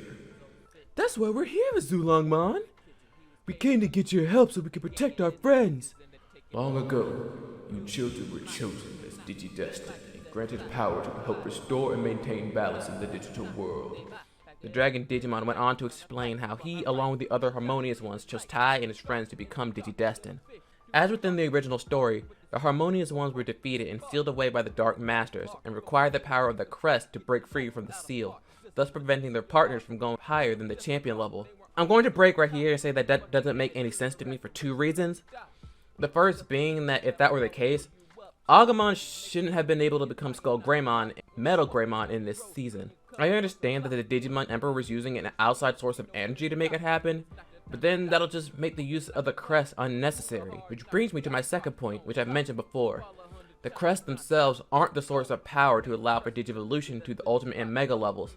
They're just merely the focus points of said power, which lies within each Digidestined. Case in point, look at Digimon Adventure Tri. None of them had their crest, but were able to digivolve further. That's all I'll say on that matter, so let's return to our heroes. Zulongmon went on to say that they chose specific Digimon capable of the ancient power of armor and Digivolution to combat the negative powers of the Digimon Emperor, which included Patamon, Gatomon, and Mormon. Even now, you are needed more than ever as the very fabric of the digital world is being torn away. Say no more, Zulongmon. We saved this place before, and we're ready to do it again, Tai boldly stated. Matt then stepped up to join him. We owe the digital world so much, we could never walk away when it needs us. The two then turned to TK, unsure what he should say or what to do. He threw his head down, trembling with his fists clenched. Why can't I say anything? I know the obvious answer, but my mouth won't say it. If I don't do anything, Kari, the digital world, our world, well... That train of thought was violently interrupted by a black wave of energy piercing through the beam, housing the image of a Zulongmon. Like vapor, it instantly faded away, and our heroes turned to see what the cause was. Approaching from the top of the now vaporized treetops was the jet black angel of chaos, or Digimon. Oh ho! Looks like we miss Kari, dear. Taunted the silver-haired Spider-Woman. I suppose destroying these destiny stones unopposed was getting a little stale. Let's see if these little flies can spice things up. Arukenimon! I'll never forgive you for what you did to my sister. You may think you got us beat, but we're not giving up without a fight. Agumon, let's show them what we can really do. Alright! Gabumon, are you ready to fight? Ready! The Destiny Stone once again erupted in light until two beams shot out and hit the two rookie Digimon. Let's do it! Agumon, what Digivolve to? Or Greymon! Gabumon, what Digivolve to? Metal Garurumon! War Greymon! Metal Garurumon! What? But how? Arukenimon hissed. Not only have they managed to Digivolve again, but it's to the Mega level. And unlike Daemon, they're under control. The two Mega Digimon were wasted no time. Terraforce! Metal Wolf Claw! A massive ball of plasma and countless high-powered missiles made their way to our Digimon, who had nowhere to escape. While Arukenimon grabbed Kari and jumped towards the safety of the ground, all our Digimon could do was guard herself with her massive wings to take the brunt of the assault. The smoke cleared to reveal our Digimon is damaged, but far from out of the fight as she let loose a piercing screech. Digimon, crush them! Arukenimon ordered, but the fallen angel was preparing for another attack. It was interrupted by a Giga Blaster! Faster than anyone could follow, Tai, Matt, and TK turned to see what surprise awaited for them as it broke through the horizon. I don't think so, Digimon! Emerging from over the horizon was a sight Tai, Matt, and TK couldn't believe. It was Izzy, but he wasn't on a top Kabuterimon. It wasn't even Mega Kabuterimon. Amazing! You guys reached the Mega level! Tai cheered. And Hercules Kabuterimon isn't the only new addition to the team. Check it out! Right on cue, the rest of the Digidestined appeared with their Digimon partners, all at the Mega level. Sora and Ho'omon, Mimi and Rosemon, Joe and Vikemon. Don't forget about us! Cried out Davis. He and Cody were riding a Digimon that definitely wasn't Kusokumon. Welcome Regalkusmon to the fight. Hydramon, let's go! Even those Digimon who already gained more power through DNA Digivolution were able to reach the next level. I don't know about you guys, but I think Regalkusmon and Hydramon look absolutely incredible. I never knew these two existed until doing the research for the story, and because of where the story headed, we get to see some awesome Digimon that don't get much love.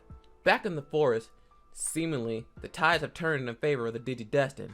8-1, or Digimon is outnumbered, surrounded on all sides with zero chance of escape. Attack! Terraforce! Metal Wolf Claw! Starlight's Explosion! Rose Spear! Arctic Blizzard! We're on the strike! Scatter Blaster! The force from this collective assault shook the very ground they were standing on. All that could be heard through the deafening sounds of back-to-back explosions were the demon's shrieks of pain. No! It can't be! All of our hard work gone! Arukenimon cried out in a mix of anger and fear. On the ground, TK looked wide-eyed at the cloud of smoke where Digimon once took place. They really did it. They have to have done it. There's no way any Digimon could have survived an attack like that. Looks like they really didn't need me after all. His train of thought was once again interrupted when David spoke up. Guys, our Digimon is gone, right? Why is the digital world still out of whack? The Digidestined of Hope looked around him and saw that Davis was right. All the chaos and imbalance our Digimon brought was still warping the foundation of the digital world. And from what it looks like, it's getting even worse. His eyes then shifted back to the smoke cloud as it was clearing up. Oh no. Visible black wings could be seen from the clearing smoke. But how? Even after an all-out assault like that, Digimon survived. Even Arukenimon wasn't expecting this outcome. She wasn't even sure if Digimon was completely under Kari's control anymore. But as long as the focus is on the enemy, maybe, just maybe, they could still come out on top. And this time, it was the fallen angel going on the offensive.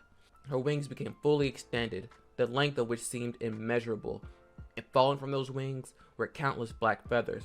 But as those feathers fell closer to the ground, their shapes changed. She's creating a massive army of Digimon. In a matter of moments, dozens became hundreds, until it became impossible to count. If you guys need something to compare this to, imagine the million copies of Diaboromon from the first movie.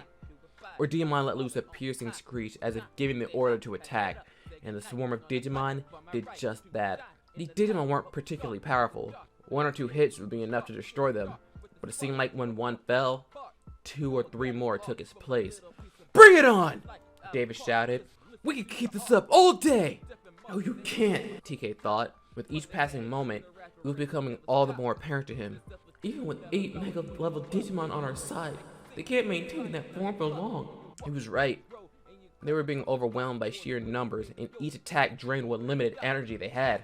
Looking back towards the battle, each partner Digimon was getting increasingly winded with no end in sight. But the worst was yet to come. Digimon fully extended her black wings as 2 orbs embedded in them began to glow. What the? But before he could finish, both orbs exploded from her wings towards the 8 Digimon. The speed and force in which they were launched even destroyed hundreds of the Digimon Feather Army.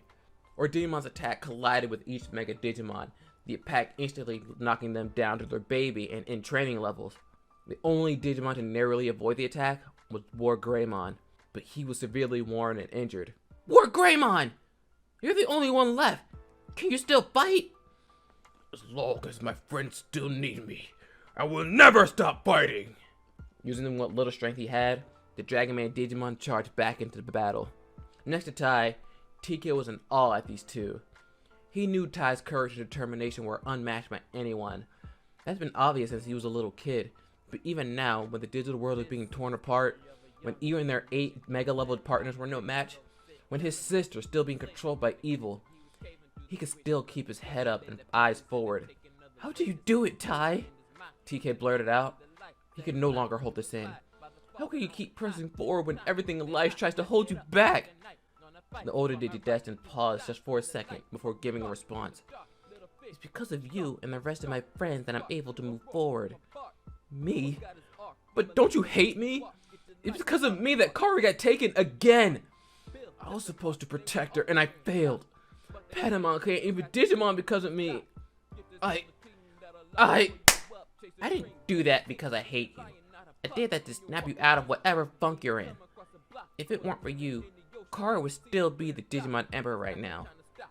You stayed by her side the entire time, even when no one else could. Look up at her, TK. She needs you now more than ever. We need you. Show us all the true strength of your hope. With that, Tai left to check up on the others, while the younger Digidestined stood there, rubbing a still sore cheek from that wake-up punch. Patamon, I'm sorry. With everything that's happened, my mind was in a pretty dark place, and I wasn't myself. When you dark digivolved to Daemon, a part of me was so scared that I'd lose you forever. I was afraid that if you digivolve again, he might come back. Mix that with losing Kari, and my mind was basically a minefield of negative emotions. But Tai's right. I have to move forward for the sake of Kari, my friends, and the digital world. I refuse to let past mistakes keep me from trying again. It doesn't matter what obstacle we'll face, We're getting Kari back and saving the digital world. The orange and white Digimon nodded strongly towards his partner's convictions and restored resolve. Whatever doubts TK had were completely removed, and he was ready to do whatever he needed for the sake of the others. And the Destiny Stone, in the midst of the fighting and chaos, responded to his conviction, sending a surge of power to the pair. It's our turn, Patamon! Patamon, Warp Digivolve 2! Seraphimon.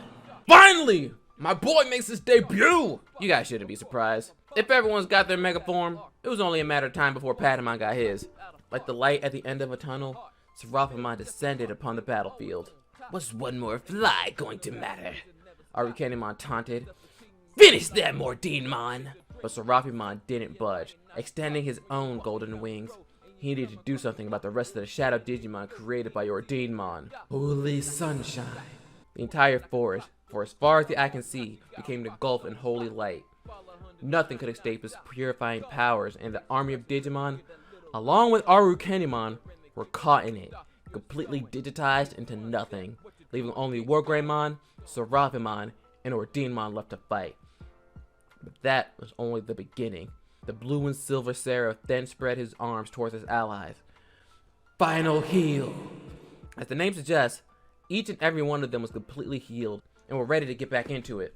And with Ordinmon running low on energy, one final big attack should end things. TK, us Digimon will finish this. You go get Kari. The Digidestined of Hope raced without hesitation to the spot where she stood, now alone and a bit dazed without the influence of Arukenimon. Darkness still controlled her, but flashes of past memory started to flood her mind. Got to, make Mon, type, TK. Don't worry, Kari. I'm here now, TK said, wrapping his arms around her. At that moment, a blackish purple aura erupted from the young woman, causing her to scream out, but TK didn't let go. All this time, I thought it was up to me to protect you, but I see now that's unfair to you. You're one of the strongest people I know. You don't need me to protect you. We're equals through and through, and we'll get through this together, just like everything else. So please, Kari, help me.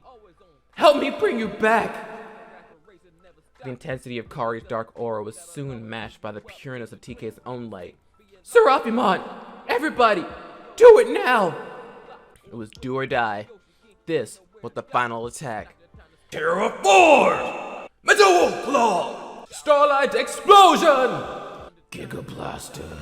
Rose Spear! Arctic Blizzard! Briona Strike! Scatter Blaster! Strike of the 7 stars! Darkness covered everything. All around was an inescapable void of blackness. It seemed to go on forever, with nothing getting in or out except for one thing. It was a voice. A familiar one, too. It was calling out to her. She followed the sound as it got louder and louder. She opened her eyes and found the source of that voice. TK? Welcome back, Kari. The fuzziness in Kari's eyes had vanished, with TK being the first clear sight she's seen in what felt like ages.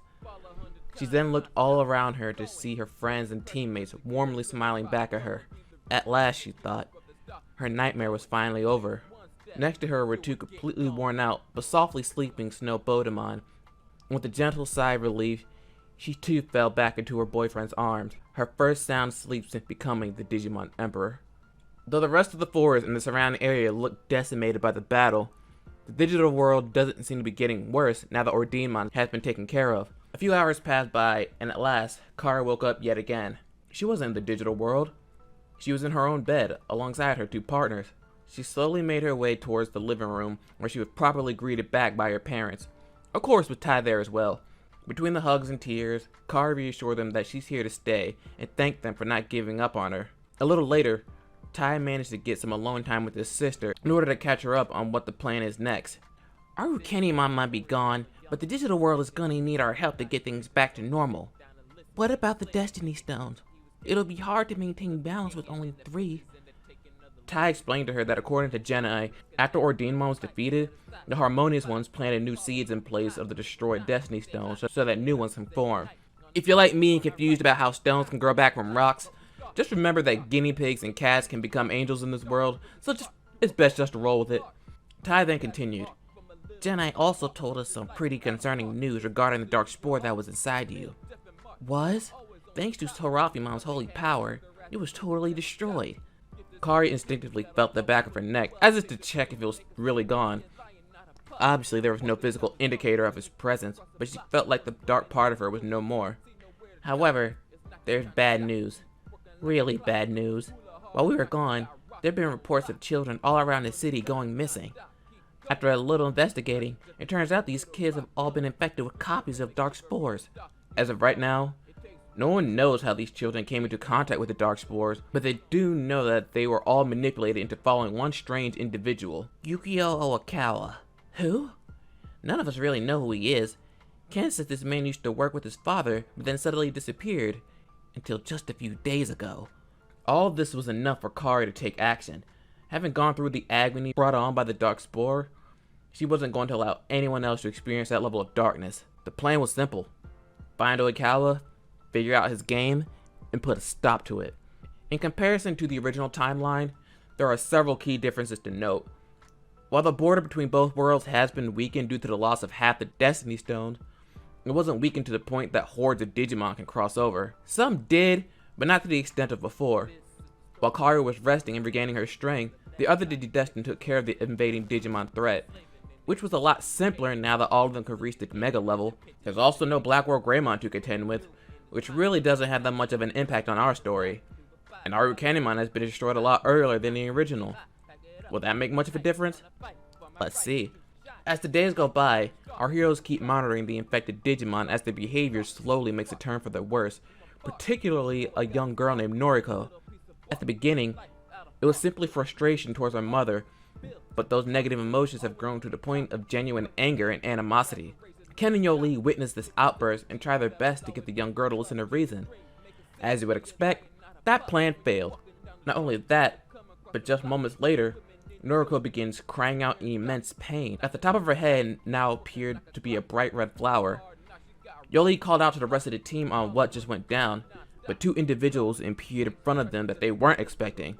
One they recognized as Oikawa, but the other was a blast from the past. Mummymon, you're still alive? Shouted Ken, ready to fight. Alas, but what is the point of life without my sweet Arukenimon? Had my way, and I'd send you imps to experience the same fate as she. But this one has more sinister plans for you lot. Oikawa hasn't said a word and makes a mad dash towards Noriko. Wormmon and Hawkmon attempt to denate Digivolve, but Mummymon quickly wraps him up with his snake bandage, preventing them from doing so. The rest of the Digidestined were arriving on the scene. However, they were too late as the strange man was in the process of harvesting Noriko's dark flower. The power of the flower seemed to supercharge this human, but that wasn't the case. Incredibly dark aura erupting all around him, the Digidestined came to realize that the thing inside Oikawa was getting stronger. That was made all the more apparent when a malevolent laughter echoed from Oikawa's core. Gatomon, having recognized that laughter from her past, couldn't mistake it. That's my Yotismon! There's no way! We destroyed him years ago! I wish I was wrong, but there's no denying it. Laughter continued to come from the possessed Oikawa, but instead of cowering in fear, Kari calmly stepped forward ahead of the group. I'm guessing in the end, it's because of you, my Yotismon, that these children and I had to suffer in the worst darkness imaginable. But that's gonna end right here, right now. The maniacal laughter came to a stop, as if the being had accepted her challenge. Just as he had done in the original story, Yotismon emerges from Oikawa, appearing as his double, deeply confusing the now unpossessed adult man. What is this? This is the fruits of your labor. I thank you kindly for gathering up so much dark energy. Now my reign over both worlds can continue. Mummymon, keep them busy! The evil clone ordered as dark purple beams of light erupted from all across the city, those being the negative energy from the dark spores of the other children. Kari quickly turned to the rest of her friends and cried out, "Let's finish this once and for all!" With a swift nod, they all unleashed their full power for this final battle. Agumon, what did evolve to? Or Greymon! Gabumon, Warp Digivolve to Metal Garurumon! Tetraman, Warp Digivolve to Hercules Kabuterimon! Beermon, Warp Digivolve 2! Ho-Omon! Palmon, Warp Digivolve 2! Rosemon! Gomamon, Warp Digivolve 2! Vikemon! Next up, the younger members had their partner's DNA Digivolve. Gusokumon! Digivolve 2! Regalkasmon! Tropiamon! Digivolve 2! Hydramon! TK stepped up next to Kari and grabbed her hand. The two didn't say a word, but their hearts were one and focused on one thing: saving the world. Antilamon! Digivolve 2! Cherubimon! Obviously, Mummymon was no issue and was quickly tossed aside. Myotismon, having spent all of his time on Oikawa in the human world, hadn't accounted for this drastic increase in power from the Digidestined and went from haughty to terrified. How? This cannot be! After all this time, after all this planning, did it really amount to nothing? Myotismon! It doesn't matter how much planning you do, because in the end, there's one thing you villains always overlook. And what's that? That light will always win over darkness. On cue, the Digimon let loose their full fury. Terraforce! Metal Wolf Claw! Starlight Explosion! Giga Blaster! Rose Spear! Arctic Blizzard! Brianna Strike! Getter Blaster! Storm of Judgment! Myotismon, along with Mummymon, were gone. And unlike before, they weren't coming back. Not from this. The dark lights in the sky had vanished, as did the dark flower from Noriko's head. Oikawa, witnessing it all, was awestruck by it all. But as the moment passed, he approached the Digidestined to explain his role in it all. He explained that though he was possessed by the spirit of Myotismon, he was conscious through it all, and it was his own negative emotions that became the driving factor behind the evil Digimon's plan. He told him that Arukenimon and Mummymon were his creations and confidants to carry out his plan. It was during the time when Arukenimon was using Kari as a puppet for a demon that she was able to copy the programming of the Dark Spore in order to plant it in the other children. Oikawa confessed to it all, and after he had spoken his piece, the man simply turned around and walked away, without giving Kari or anyone else a chance to respond. But for now, they felt that this was for the best. It was Kari who knew just how torn he was, and he needed to find his own path of redemption. Our heroes looked towards the sky, happy with the fact that both worlds are safe once again. And while they might be called again in the future, for now, they could enjoy a normal, peaceful life. And that's where our story will end. How was it? The story began nearly 3 years ago and has easily been the most requested and loved project recently. I can't thank you enough for the patience and support you've given over the course of this series. I believe it was because of this series that the channel broke 2K subscribers, so thanks again. How do you guys feel about the ending? I understand that it felt a little anticlimactic by the way Myotismon's situation was resolved. The reason I sort of rushed that was because this whole story was primarily focused on Kari's challenges after becoming the Digimon Emperor, and that resolution reached its climax with Ordinmon. And since all the Digidestined Digimon had reached the Mega level prior to challenging Myotismon, needless to say, he would pose less of a threat once he arrived. Then there's Oikawa. His backstory wasn't really all that important in the original, and even less so here, so that's why I omitted those details. And as for the kidnapped children, the original story seemed to end on a note that hopes and dreams can defeat any manner of darkness. That wasn't the point of this story either, so their roles were greatly reduced as well.